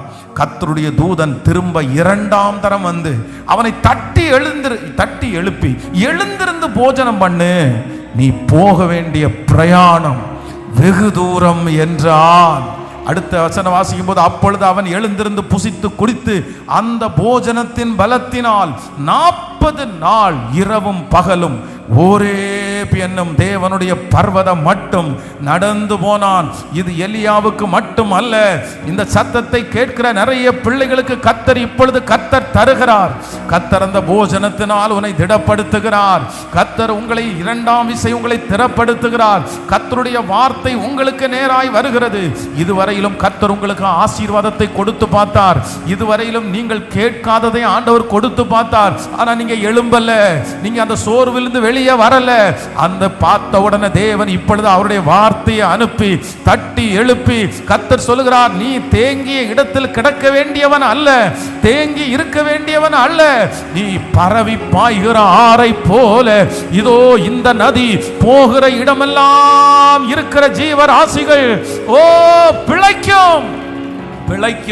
இந்த உபவாச ஜபத்துல கலந்து கொள்கிற யாரோ ஒருத்தருக்கு கர்த்தர் தீர்க்க தரிசனமா வார்த்தை கொடுக்கிறாரு. மகளே, நீ பொங்கி எழுந்து வருவாய். மகனே, நீ பொங்கி எழும்பி உன்னிடத்திலிருந்து நதியை போல ஆசீர்வாதம் கடந்து போகிறது. இதோ நிறைய மரித்த ஜீவராசிகள் உயிரோடு எழும்புகிறது. உங்க வாழ்க்கையின் நிமித்தமாய் நிறைய பேர் ஜீவனோட எழும்புறாங்க. நீங்க நிறைய பேரை வாழ வைக்க போறீங்க. வாலிப தம்பி, கர்த்தர் உன்னை கொண்டு வாழ வைக்க போறாரு. தங்கச்சி, உன்னை கொண்டு நிறைய பேர் வாழ வைக்க போறாரு. நீ நிறைய பேரை வாழ வைக்கிறதற்காக உண்டாக்கப்பட்ட தேவனுடைய பிள்ளை. நல்ல கரங்களை தட்டி முழு பலத்தோடு இயேசுவே இயேசுவே நிரப்பும் நிரப்பும் நிரப்பும் நிரப்பும் நிரப்பும் நிரப்பும். இப்போ ஹalleluya ஹalleluya. ஆவியே, உன்னதத்திலிருந்து ஆவியானவரே, நீர் ஊற்றப்படுவீராக ஊற்றப்படுவீராக. ஊற்றப்படும் போது இந்த வனாந்தரங்கள் வயல்வெளியாய் மாற்றப்படுவதாக. ஸ்தோத்திரம் ஸ்தோத்திரம் ஸ்தோத்திரம். ஹalleluya. ஆமென். நீ நீர்ப்பாய்ச்சலான தோட்டத்தை போலவும் வற்றாத நீரூற்றை போலவும் இருப்பாய். நீ வற்றாத நீரூற்றை போலவும் இருப்பாய். ஹல்லேலூயா, ஆமென். எல்லாருக்குள்ளேயும் ஒரு விழிப்பு வரணும். எதை விழிப்பு வரணும்னா, நான் தேங்கி கிடப்பதற்கு அழைக்கப்பட்டவள் அல்ல, நான் தேங்கி கிடக்கிறதற்கு அழைக்கப்பட்டவன் அல்ல. நான் எப்படி நம்மளை ஆண்டவர் எப்படி அழைச்சிருக்கிறாருன்னா, நம்மளை பரவி போகிற ஆறை போல. ஹல்லேலூயா. எனக்கு வேதத்தில் ரொம்ப பிடிச்ச வசனம் அதுதான். இந்த நதி போகும் இடமெல்லாம் இருக்கிற ஜீவராசிகள் உயிர் பெற்று பிழைக்கும். ஆமென். நீ அதை பார்த்துருக்கீங்களான்னு தெரியல. வயல் ஓரத்தில் பல ஆண்டுகளாக பல மாதங்களாக பண்ணுங்கன்னா டேமை திறக்க மாட்டாங்க. தண்ணி மோஸ்ட்லி வயல் நிலத்துக்கு வர்றது டேம்ல இருந்து தான் வரும். டேமில் அணை கட்டி வச்சுருப்பாங்க. அந்த டேமு ஃபுல்லாகிடுச்சுன்னா விவசாயிகள் பார்த்துட்டே இருப்பாங்க. அந்த டேமில் தண்ணி திறந்துட்டாங்கன்னா அழகாக வாய்க்கால் வெளி வரும். அதை வயல்வெளியில் போடுவாங்க. நீங்கள் நீ எத்தனை பேருக்கு அந்த அனுபவம் இருக்குன்னு தெரியல. என்னுடைய கண்ணால் பார்த்த அந்த அனுபவம் இருக்குது. அப்படியே வறண்டு கிடக்கும். இன்னைக்கு தண்ணி விடுவாங்க அப்படின்னு சொல்லுவாங்க பாருங்களேன். இன்னைக்கு சொல்லுவாங்க தண்ணி விட்டுருவாங்க அப்படின்னு சொல்லி. ஸோ அன்னைக்கு அந்த மடை கரெக்டாக திறக்கும்போது அங்கேருந்து அந்த தண்ணி வரும். அந்த தண்ணியை பார்க்கறதுக்கு ஒரு விவசாயிக்கு இருக்கும் பாருங்க ஒரு சந்தோஷம். அந்த விவசாயிக்கு இருக்கிற சந்தோஷத்தை விட அந்த மண்ணுக்கு இருக்கும் பாரு சந்தோஷம். அந்த மண் என்ன பண்ணும்னா, அந்த தண்ணி வர வர அது என்ன பண்ணும்னா உறிஞ்சும் பாருங்களேன். மேலே பபிள்ஸ் வரும், அப்படியே உறிஞ்சும் எல்லாத்தையுமே. எனக்கு தான் எனக்கு தான் எனக்கு தான் எனக்கு தான். அப்படியே ஒரு அப்படியே தண்ணி வழிஞ்சிட்டு அப்படியே ஒரு 2 நாள் தாண்டி நீங்கள் போய் பார்த்தீங்கன்னா அந்த அந்த வயலுடைய ஓரத்தில் செத்து மாண்டு போய் இருக்கிறது எல்லாம் பார்த்தீங்கன்னா அந்த ஒரு நாளைக்குள்ள 24 ஹவர்ஸுக்குள்ள அப்படி ஃப்ரெஷ்ஷாக அப்படி ரொம்ப அழகாக அவ்வளவு ஆச்சரியமாக இருக்கும். ஏன்னா அது நதி. கர்த்தர் உங்களையும் என்னையும் அப்படி தான் கர்த்தர் வைக்கிறாரு. இதுவரையும் நீங்கள் கட்டுப்பட்டு இருந்திருக்கலாம், இதுவரையும் கட்டப்பட்டு கடந்திருக்கலாம், இதுவரையும் ஒரு இடத்துல தேங்கி கடந்திருக்கலாம். ஆனால் இந்த வருஷம் அப்படிப்பட்ட வருஷம் அல்ல. தேங்கி கிடக்கிற உங்களை கர்த்தர் பெருக பண்ணி நிறைஞ்சிருச்சு, நிரம்பி வழிய பண்ணி உங்களிடத்திலிருந்து நிரம்பி வழிந்து எப்படி ஒரு விவசாயி அப்படி எதிர்பார்த்து கொண்டிருக்கிறாரோ அதே போல அந்த பால் நிலத்தில் எதிர்பார்த்து கொண்டிருக்கிற நிறைய பேருக்கு உங்க மூலமா ஒரு ஆசீர்வாதம் வருது, உங்க மூலமா ஒரு செழிப்பு வருது, உங்க மூலமா நிறைய பேருடைய கைகளை கர்த்தர் திடப்படுத்த போறாரு. நீங்க நிறைய பேரை சாவினுடைய விளிம்பிலிருந்து வெளியே கொண்டு வர போறீங்க. நீங்க நிறைய பேருக்கு பிரயோஜனமாய் மாற போகிறீங்க. இப்ப அந்த பலனா ஆண்டவர் தரும்படியாய் எல்லாரும் கரங்களை தட்டி இயேசுவே அந்த மகிமை ஆமே நல்ல கைகளை தட்டி கேளுங்க. இயேசுவே ஸ்தோத்திரம் ஸ்தோத்திரம் ஸ்தோத்திரம் ஸ்தோத்திரம் ஸ்தோத்திரம். ஹல்லேலூயா. கணுக்கால் அளவு போதாத ஆண்டவரே, முழங்கால் அளவு போதாதப்பா. இப்போ அந்த தேங்கி நிற்கிற எல்லா சூழ்நிலையும் மாறி இப்பொழுது உன்னதத்திலிருந்து ஆவியானுடைய மழையை கர்த்தர் ஊற்றுவாராக ஊற்றுவாராக. அந்த ஆசீர்வாதம் வரட்டும் என்று சொல்லி ஜெபியுங்கள். அந்த வருமானத்தை பெருக பண்ணும் ஆண்டவரேன்னு சொல்லுங்கள். ஹல்லேலூயா. நன்றியப்பா நன்றியப்பா நன்றியப்பா. கணுக்கால் அளவு போதாதையா, முழங்கால் அளவு போதாதையா, கணுக்கால் அளவு போதாதையா, முழங்கால் அளவு போதாதையா. நீந்தி நீந்தி மூழ்கணுமே, நீந்தி நீந்தி மூழ்கணுமே, மிதந்து மிதந்து மகிழனுமே, மிதந்து மிதந்து மகிழனுமே. பார்மையா போதகரே, பார்மையா போதகரே, பற்றாத ஜீவ நதியாக, பற்றாத ஜீவ நதியாக சொல்லுவோம். பார்மையா போதகரே, பார்மையா போதகரே, பற்றாத ஜீவ நதியாக, பற்றாத ஜீவ நதியாக. போகும் இடமெல்லாம் ஆரோக்கியமே, பாயும் இடமெல்லாம் பரிசுத்தமே, போகும் இடமெல்லாம் ஆரோக்கியமே, பாயும் இடமெல்லாம் பரிசுத்தமே, சேரும் இடமெல்லாம் ஆறுதலே, இடமெல்லாம் மாறுதலே, செல்லும் இடமெல்லாம் செழிப்புதானே, செல்லும் இடமெல்லாம். இப்ப கைகளை மேல கட்டி வாருமையா போதகரே, வாருமையா போதகரே. வற்றாத ஜீவன் நதியாக, வற்றாத. எல்லாரும் கேளுங்க, எழும்பி நின்று கூட கேட்கலாம். கரையோர மரங்கள் ஏராளமா, கனிதர வேண்டும் தாராளமா. கரையோர மரங்கள் ஏராளமா, கனிதர வேண்டும் தாராளமா. இலைகள் எல்லாம் மருந்தாகணும், இலைகள் எல்லாம் மருந்தாகணும். கனிகள் எல்லாம் உணவாகணும், கனிகள் எல்லாம் உணவா. சொல்லுவோம் வாருமையா போதகரே, வாருமையா. வற்றாத ஜீவன் நதியாக, வற்றாத ஜீவன் நதியாக. வாருமையா போதகரே. இப்போ இப்போ இப்போ அதோடே இந்த சத்தம் ஒதுக்கப்படுகிற அத்தனை பேருமே உன்னதத்திலிருந்து ஊற்றப்படணும். வற்றாத ஜீவன் நதியாக, வற்றாத ஜீவன் நதியாக. கோடி கோடி மீனவர் கூட்டம் ஓடி ஓடி வலை வீசணும்.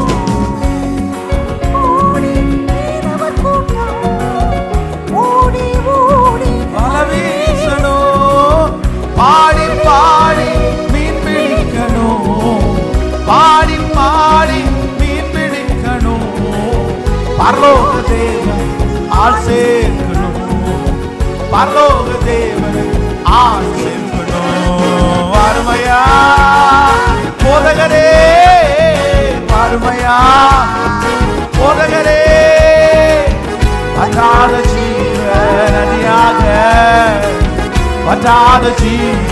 அப்பா இப்போ இந்த பாத்திரம் நிரம்பி வழிகிற அளவிற்கு ஆவியானவர் ஊற்றப்பட, அந்த வருமான தடைகள் மாறி இப்போ ஊற்றப்படட்டும். ஆண்டவரே, அந்த சமாதானம் இப்பொழுது நதியை போல ஊற்றப்பட, பொங்கி பொங்கி பொங்கி பொங்கி பொங்கி வழியணும். இந்த பாத்திரம் பொங்கி வழியணும். நீர் பாய்ச்சலான தோட்டத்தை போல, நீரத்தை போல இப்போ இப்போ தேங்கி கிடக்கிற அந்த பிள்ளைய வெளியே கொண்டு வருவதற்கு, இயேசுவே மடையை திறந்து விடுவதற்கு நிரம்ப பண்ணுகிற தேவன். ஹல்லேலூயா போதகரே, வாருமையா போதகரே. வற்றாத ஜீவன் நதியாக, வற்றாத ஜீவன் நதியாக, வற்றாத ஜீவன்.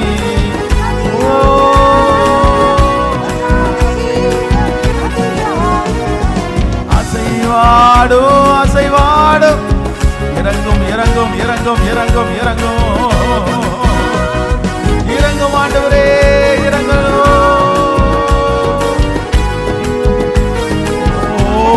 ஹல்லேலூயா. கரங்களை தட்டி முழு பலத்தோடு லபரலஹதரலர ஷபதரலரஹதரலரம லிபதரலரதலரமரம. Thank you Jesus. இயேசுவே, அந்த தேக்கம் இப்பொழுது மாறுவதாக. ஹல்லேலூயா. பல மாதங்களாய் வருடங்களாய் இருக்கிற தேக்கங்கள் மாறி என் பிள்ளைய வெளியே கொண்டு வருகிறதற்காக ஸ்தோத்திரம், ஸ்தோத்திரம், ஸ்தோத்திரம். Thank you Jesus. Thank you Jesus. Thank you Jesus. Hallelujah. ஆமென். ஒரு நிமிஷம் கவனிங்க. கர்த்தருக்கு சித்தமானால் அடுத்த ஒருவேளை சண்டே இல்லைன்னா அடுத்த ஃப்ரைடே ஒரு தேக்கம் ஒரு மனுஷனுடைய வாழ்க்கையில் எவ்வளோ பெரிய டேஞ்சர் அப்படின்றதை குறித்து உங்களுக்கு ஆண்டவருடைய அனுமதிச்சா அந்த மாதிரி பேசுறதுக்காக நான் ஆசைப்படுறேன். ஸோ ஒரு தேக்கம் ரொம்ப டேஞ்சரான ஒன்று. நம்ம ரொம்ப கவனமாக இருக்க வேண்டியது என்ன அப்படின்னு சொன்னால், அதை யுத்த களத்தில் நிற்க வேண்டிய நிறைய பேர் எங்கே இருக்கிறதுனால அப்படின்னு சொன்னால் தேங்கி போய் கிடக்கிறதுனால. அதான் தெபோராளாகிய நீ எழும்பு மட்டும் தேசம் எப்படி தான் இருக்கும் அப்படின்னு சொன்னால் பாழாய் தான் கிடக்கும். தேசம் பாழாய் தான் கிடக்கும். நீங்கள் எழும்புகிற வரைக்கும் உங்கள் குடும்பம் பாழாய் தான் கிடக்கும். நீங்கள் எழும்புகிற வரைக்கும் உங்கள் தெரு பாழாக தான் கிடக்கும். நீங்கள் எழும்புகிற வரைக்கும் உங்கள் குடும்பம் பாழாக தான் கிடக்கும். அதனால் இன்னைக்கு இந்த உபவாச ஜபம் முடிச்சா கூட நீங்கள் ஒவ்வொருத்தரும் என்ன ஜெபம் பண்ணுங்க அப்படின்னு சொன்னால், ஆண்டவரே நான் எப்படி இருக்கப்படுறதில்ல, அதான் கட்டப்பட்ட மனிதர்களெல்லாம் கட்டவிழ்க்கப்பட வேண்டும். பிசாசனுடைய ஆசையே அப்படிதான். வேதம் சொல்லுது, அவனை கட்டி வச்சிருந்தானா, பிசாசு கட்டி வச்சிருந்தான். அவ்வளோதான். கட்டினதுக்கப்புறம் அவனால் ஒன்றுமே பண்ண முடியல. அவன் வெளியே இருந்தால் எவ்வளோ செஞ்சுருப்பான். ஆனால் கட்டப்பட்ட நிலைமையில் இருக்கிறதுனால எதுவும் செய்ய முடியல. ஆனால் அதே நேரத்தில் அப்போஸ்தலனாகிய பவுல் அவனை கட்டலான்னு நினச்சதுக்கு அப்புறம் கூட அவர் ஒரு முடிவெடுத்தார். நான் கட்டப்பட்ட நிலைமையில் இருக்கக்கூடாது. நான் பரவி போகிற ஆறு, நான் தேங்கி கிடக்க வேண்டியவன் அல்ல. ஜெபம் பண்ணி பலப்படுத்தி இந்த கட்டுகளெல்லாம் அவிழ்ந்து அவர் சிறைச்சாலை விட்டு வெளியே வந்து கர்த்தருக்காக. அதனால் நீங்களும் நானும் அப்படி தான் இருக்கணும். நம்ம தேங்கிட்டோம் அப்படின்னு சொன்னால் அவ்வளோதான். உலகமே நமக்கு சுற்றி இருக்கிற எல்லாருமே தேங்கி இருப்பாங்க. நேற்றைய தினத்தில் ஒரு சிஸ்டர் ஒருத்தரை சந்தித்தேன். பாஸ்டர், உங்கள் செய்தியெல்லாம் நான் ரொம்ப கேட்டதுனால நான் நிறைய மாறிட்டேன். அவருடைய கணவனாரை குறித்து அவங்க பேசினாங்க. எனக்கு ரொம்ப ஆச்சரியமாக இருந்துச்சு. அப்படின்னு சொன்னால் என்னுடைய கணவனாருடைய ஃபேமிலியில், என் ஃபேமிலியில் நிறைய பேர் புருஷனோட இல்லை. எல்லாரும் ஒன்று அவங்க புருஷனோட இல்லை அப்படின்னா அவங்க புருஷனோட சண்டை, சமாதானம் இல்லை, பிரிஞ்சிருக்காங்க. இப்படி மோஸ்ட்லி எல்லா குடும்பத்துலையும் இருக்குது. ஆனால் நீங்கள் ஒரு நாள் பிரசங்கம் பண்ணும்போது சொன்னீங்க, இந்த மாதிரி இருக்கிறவங்க உங்கள் குடும்பமும் பிரிகிறது மாதிரி ஒரு சாபம் இருக்கும். நீங்கள் விட்டுறாதீங்க, நீங்கள் முதல்ல ஜெயிச்சிருங்க. நீங்கள் ஜெயிச்சிட்டீங்கன்னா தான் உங்கள் பிள்ளைங்க அடுத்து வர்றவங்க அந்த ஸ்தாபத்தில் போக மாட்டாங்க அப்படின்னு பிரசங்கம் பண்ணேன். அவங்களுக்கு ரொம்ப ஆண்டவரை பற்றி தெரியும்னு சொல்ல முடியாது. அவங்க சொன்னாங்க, என்ன சொன்னாங்கன்னா, பாஸ்டர் எனக்கு அவ்வளோ பிரச்சனை, என் ஃபேமிலியை நான் ஒன்றா சேர்ந்து வாழ முடியாத அளவுக்கு அவ்வளோ சூழ்நிலை இருக்குது. ஆனால் ஒன்றுக்காக தான் நான் எல்லாத்தையும் சகிச்சு தாங்கிறேன். என்ன தெரியுமா, நானும் இந்த சாபத்தோட செத்துறக்கூடாது. இதை ஜெயிச்சுட்டு நான் இறந்துட்டேன்னா என் பிள்ளைகளுக்கு அந்த சாபத்துக்குள்ளே வரமாட்டாங்கல்ல, என் பிள்ளைங்க அந்த சாபத்துக்குள்ளே வரமாட்டாங்கல்ல. அதனால நான் விட்டு கொடுத்துட்டேன், அதனால நான் தாங்கிட்டே போகிறேன். நான் முடிவே பண்ணிட்டேன். இதில் அவர் என்னதான் இனி அவங்க ஃபேமிலியோ அவர் பிரச்சனை பண்ணாலும் நான் கண்டிப்பாக பிரிய மாட்டேன் பாஸ்டர், கண்டிப்பாக பிரிய மாட்டேன். ஏன் அப்படின்னா இனி எனக்கு என்னுடைய முன்னோர்கள் அதை எனக்கு விட்டுட்டு போயிட்டாங்க. ஆனால் என் தலைமையில இருக்கிற இந்த சாபத்தை நான் ஜெயிச்சுட்டு தான் நான் போவேன். என் பிள்ளைகளுக்கு அது தொடரக்கூடாது அப்படிங்கிற முடிவெடுத்தேன். ஹல்லேலூயா. அதனால் நம்ம தான் ஒரு முடிவு எடுக்கணும். ஆண்டவர் சொல்கிறாரு, நான் உன் மேலே ஆவியை பொழிந்தருள்வேன். எதுலெல்லாம் உங்களுக்கு பற்றாக்குறை இருக்குதோ அது எல்லாத்துலேருந்து வானத்திலேருந்து கர்த்தர் அப்படியே இறக்கிடுவார். வரும், மேலே இருந்து வரும். நீங்கள் அதுக்கு கான்சன்ட்ரேட் பண்ணுங்க. நீங்கள் குறைவை பார்த்து இதில் இருக்கிறத வச்சு பண்ணிடலாம் அப்படின்னு நினைக்காதீங்க. இதுலேயே நீங்கள் டென்ஷன் ஆகிட்டு தெரியாதீங்க. எங்கே கை வைக்கலாம், எங்கே கம்மி பண்ணிடலாம், அரிசியை கம்மி பண்ணலாமா, பருப்பை கம்மி பண்ணலாமா அப்படின்றத பார்க்காதீங்க. 3 நேரம் சாப்பிட்றதுக்கு 1 நேரத்தை கம்மி பண்ணிடலாமா அப்படின்றத பார்க்காதீங்க. என் பிள்ளைய மேனேஜ்மெண்ட் ஸ்கூலில் படிக்க வச்சிருக்கிறேன், போய் கவர்மெண்ட் ஸ்கூலில் படிக்க வச்சுக்கலாமா, இதெல்லாம் ஓகே. நீங்கள் நார்மலாக நீங்கள் டென்ஷன் ஆக வேண்டாம். ஆனால் அதே நேரத்தில் நான் என்ன பண்ணுறேன் அப்படின்னா, நீங்கள் இன்னும் வளர்றதற்கு மேலே இருந்து ஊற்றப்படணும், இன்னும் புதுசாக வரணும், அதற்கு கான்சன்ட்ரேட் பண்ணுங்க. நான் வளரணும்னு கான்சன்ட்ரேட் பண்ணுங்க. கர்த்தர் என்ன இன்னும் நிரப்பணும்னு கான்சன்ட்ரேட் பண்ணுங்க. கர்த்தர் உங்களை அடுத்த லெவலுக்கு கொண்டு போறதுக்கு வல்லவராக இருக்கிறார். ஹல்லேலூயா, ஹல்லேலூயா, ஆமென். கர்த்தர் பொங்கி வளர கர்த்தர் செய்ய போறாரு. ஆமென். அந்த பாட்டை இன்னொரு விஷயம் கூட எல்லாரும் பாடி உங்களுக்காக ஜெபித்து நான் முடிக்க போறேன். நீ போகும்போதே போகணும். நீ நீர்ப்பாய்ச்சலான தோட்டத்தை போலவும் வற்றாத, சத்தமா சொல்லுங்க, நீரூற்றை போலவும் இருப்பாய். ஹல்லேலூயா. நான் திருப்தி ஆகணும். சொல்லுங்க, நான் திருப்தி ஆகணும், என் குடும்பம் திருப்தி ஆகணும், என் பிள்ளைங்க திருப்தி ஆகணும். எங்களுடைய குடும்பத்திலிருந்து அப்படியே திருப்தியாகி வழிஞ்சு அப்படி மேலே இல்லை என்னிடத்திலிருந்து திருப்தியாகி மேலே நிறைய பேருக்கு அது போய் சேரணும். என்னை பார்க்குறவங்க நிறைய பேர் சொல்லணும், என்ன பிரதர் இவ்வளோ பெரிய பிரச்சனையாக இருந்தும் நீங்கள் இவ்வளோ அழகாக இவ்வளோ சந்தோஷமாக இருக்கிறீங்களே. ஆமாப்பா, எனக்குள்ள கர்த்தர் ஒரு பெரிய சந்தோஷத்தை வச்சிருக்கிறாரு. அது எனக்குள்ளே இருந்து பொங்கி என்ன பிரச்சனை வந்தாலும் துக்கப்படாதபடிக்கு பொங்கி அநேக அநேகரை நிறுத்தி இருக்குது. உங்களை மாதிரி சந்தோஷமா இருக்க முடியாது, உங்களை மாதிரி பலனா இருக்க முடியாது, உங்களை மாதிரி ஜெபிக்க முடியாது, உங்களை மாதிரி பரிசுத்தமா வாழ முடியாது அப்படின்ற ஒரு சூழ்நிலை எனக்கு வரப்போகிற அளவிற்கு கர்த்தர் பொங்க பண்ணுகிறவர். ஹல்லேலூயா, ஆமென், ஆமென். சேர்ந்து கரங்களை தட்டி சந்தோஷம் பொங்குதே, சந்தோஷம் என்னில் பொங்குதே. இயேசு என்னை ரட்சித்தார், முற்றும் என்னை மாற்றினார், சந்தோஷம் என்னில் பொங்குதே. ஹல்லேலூயா. இந்த பொங்குதேன்ற வார்த்தையோடு தான் இன்னைக்கு எல்லாரும் போறோம். என் உள்ளம் தேவன்பால் பொங்கி வழிய போகுது. ஹல்லேலூயா, ஆமென், ஹல்லேலூயா. எல்லாரும் கரங்களை தட்டி ஆமென், ஆமென்.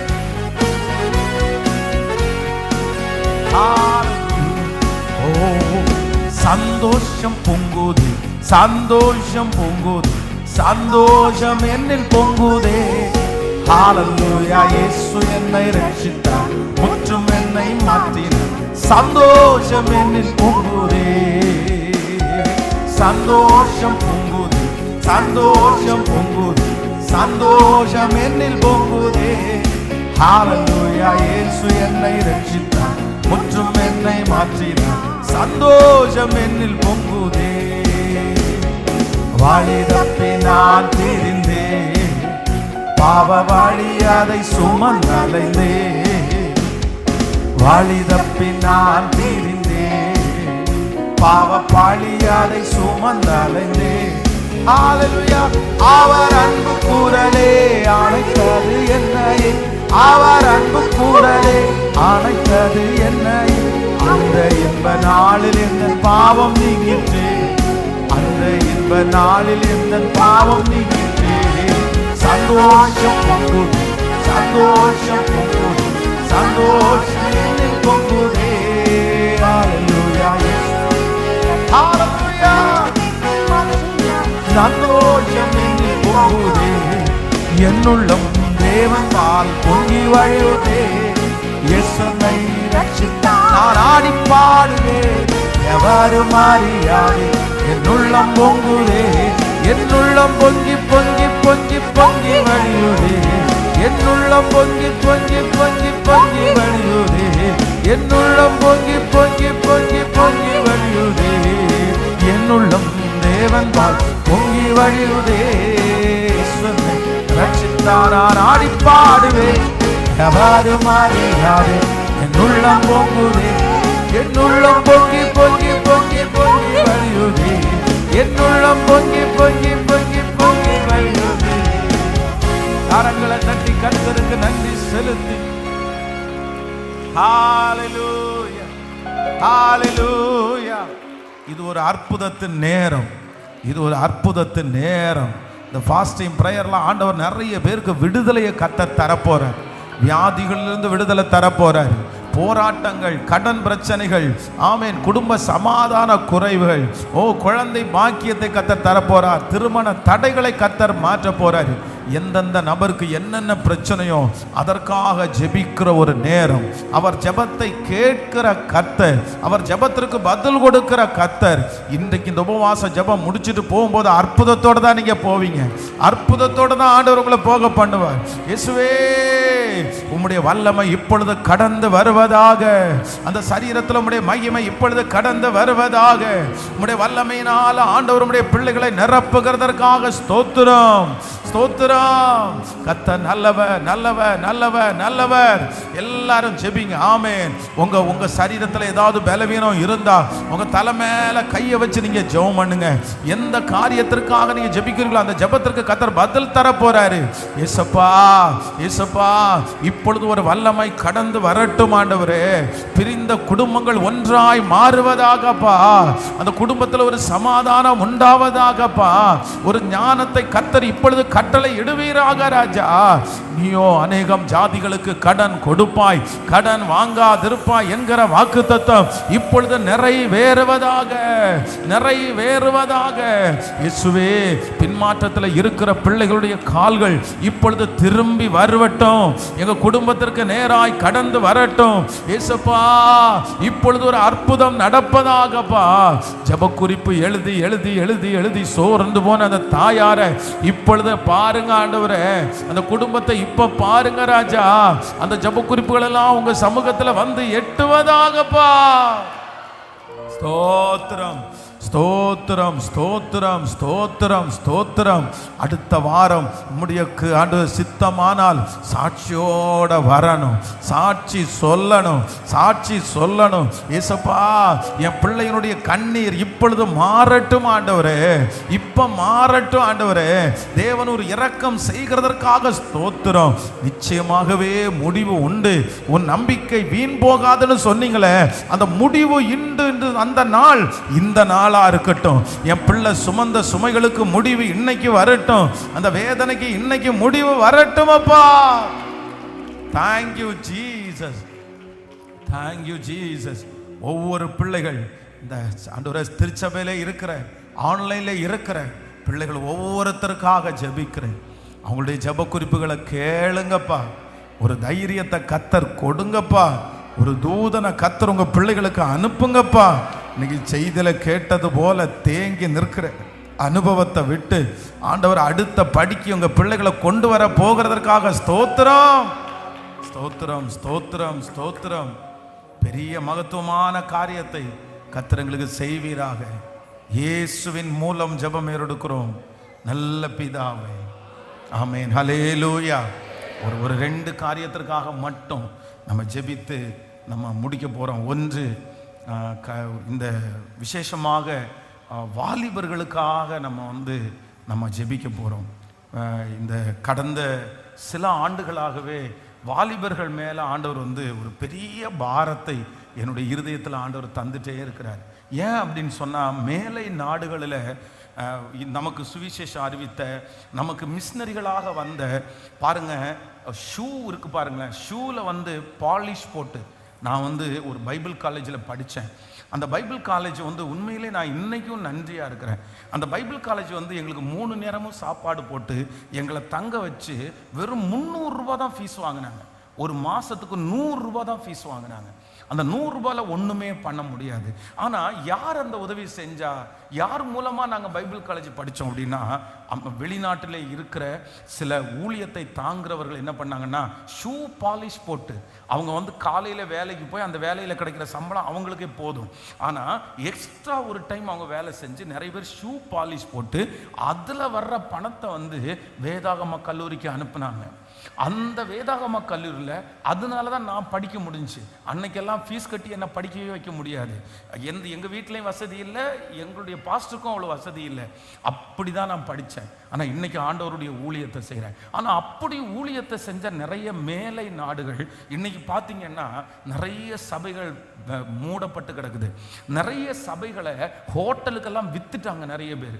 நிறைய சர்ச்சில் ஆராதனை நடக்கிறது இல்லை. சில ஆராதனை நடக்கிற சர்ச்சில் ஒரு வாலிபர் கூட இல்லாமல் ரொம்ப ஏஜ்டு ஆனவங்க கொஞ்சம் பேர் தான் இருக்கிறாங்க. மற்ற பெரிய பெரிய நாடுகளுக்கு நீங்கள் போய் பார்த்தீங்கன்னா சர்ச் அவ்வளோ அழகாக இருக்கும். நல்ல பிஏ சிஸ்டம் இருக்கும், நல்ல டிவி எல்லாமே இருக்கும். நம்ம நிறைய குறையோடு இருக்கும். அவங்க கடை சர்ச்சில் ஒரு குறையுமே இல்லை.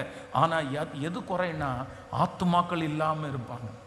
காரணம் என்ன அப்படின்னா, அவர்கள் அடுத்த ஜெனரேஷன் மேலே அவங்க நிறைய பேர் கரிசனை கொள்ள முடியாமல் போயிட்டாங்க. அடுத்த ஜெனரேஷனை ஊக்குவிக்கல. பாருங்க, அடுத்த ஜெனரேஷனோட பிள்ளைகளுக்கு பைபிளை பற்றி தெரியல, பைபிள் என்னன்னே தெரியல. வாயை திறந்தா கேள்வி மேல கேள்வி கேட்டுட்டே இருக்கான். அது எப்படி இருக்கு, இது எப்படி இருக்கு. கடவுள் நம்பிக்கையை முடிஞ்ச வரைக்கும் மீடியா மூலமா எடுக்க முடிகிற அளவுக்கு எடுத்துறாங்க. நிறைய பிள்ளைகளுடைய உள்ளுக்கு இருக்கிற கடவுள் நம்பிக்கையை எடுத்துறாங்க. கடவுள் எல்லாம் பொய்ன்னு சொல்ற கூட்டம் கூட நிறைய பேர் ஆயிட்டாங்க. அப்போ நம்ம இப்படியே விட்டுட்டோம்னு வச்சுக்கோங்களேன், அடுத்த ஜெனரேஷன் நம்ம கவனிக்காம விட்டுட்டோம்னா நம்முடைய சபைகள் எல்லாம் ஒன்றும் இல்லாம போயிடும். அடுத்த ஜெனரேஷனுக்கு ஆண்டவருடைய வருகை தாமதிச்சா சர்ச்சில் உட்கார்றதுக்கு ஆட்கள் இருக்க மாட்டாங்க. அதனால நம்ம ரொம்ப கண்டிப்பா அடுத்த தலைமுறை மேல நம்ம கான்சன்ட்ரேட் பண்ணியே ஆகணும்.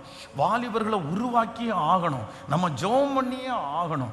அதனால தான் ஒரு 2-3 வருஷமாவே என்னுடைய இருதயத்துக்குள்ள ஒரு பாரம் இருந்துச்சு. அதனால தான் கோயம்புத்தூர்ல ஃபர்ஸ்ட் டைமா ஆக்ஷன் ஆர்மி 70 அப்படின்னு ஒரு வாலிபர் கூட்டம் நடத்தணும். அதில் ஆண்டவர் நிறைய பிள்ளைகளை கொண்டு வந்தார், கர்த்தர் ஆசீர்வதிச்சார்.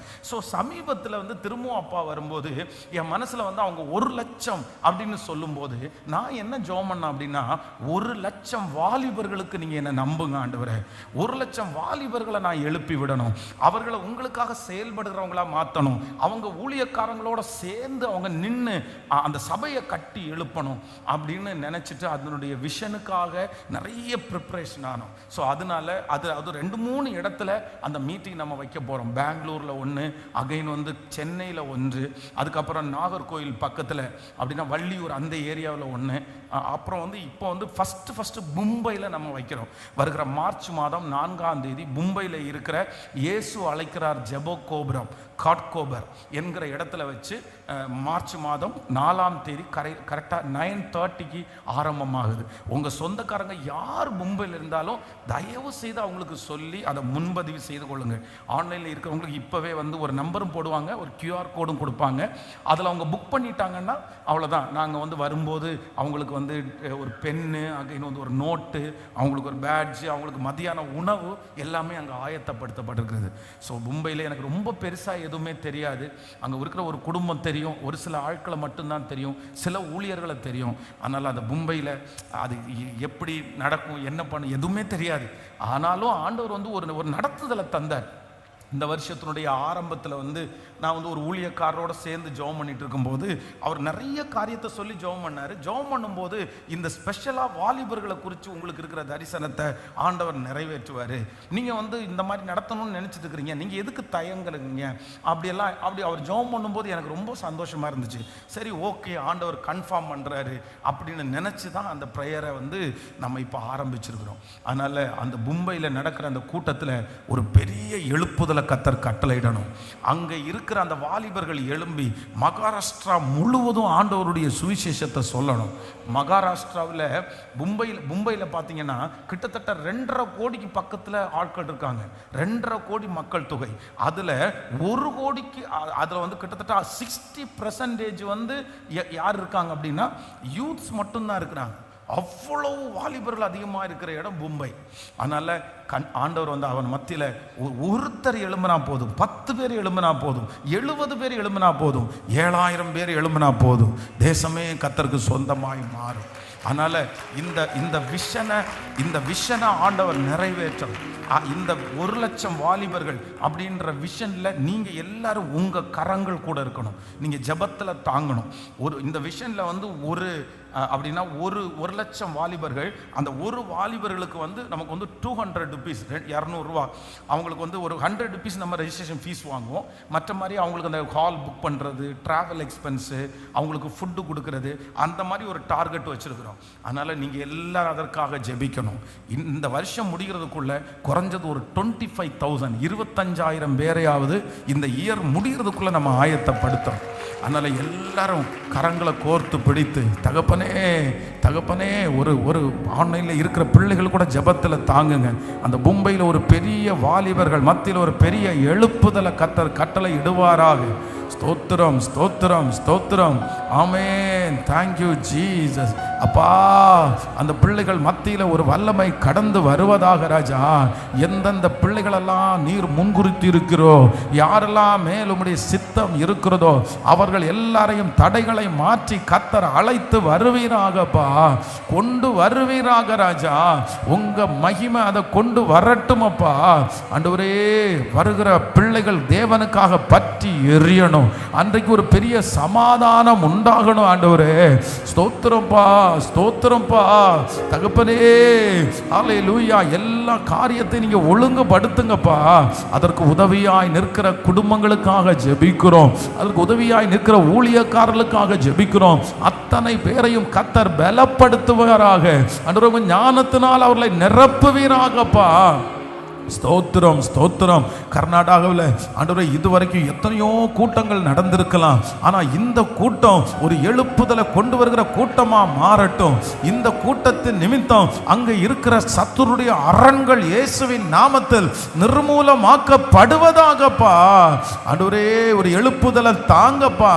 அந்த வாலிபர்கள் எழும்பி ஒவ்வொரு திருச்சபைக்கும் சாட்சிகளாய் நிற்கணும் ஆண்டவரே. தடைகளை தாண்டி பிள்ளைகளை கர்த்தர் கொண்டு வருவீராக. கர்த்தர் கொண்டு வருவீராக. தேங்க்யூ. அந்த தேவைகளெல்லாம் ஆச்சரியமாய் கர்த்தர் சந்திப்பீராக. கர்த்தர் நம்முடைய ஜெபத்தை கேட்டு ஒரு அற்புதத்தை செய்ய போகிறதற்காக நல்ல கரங்களை தட்டி கர்த்தரை மகிமைப்படுத்தலாம்.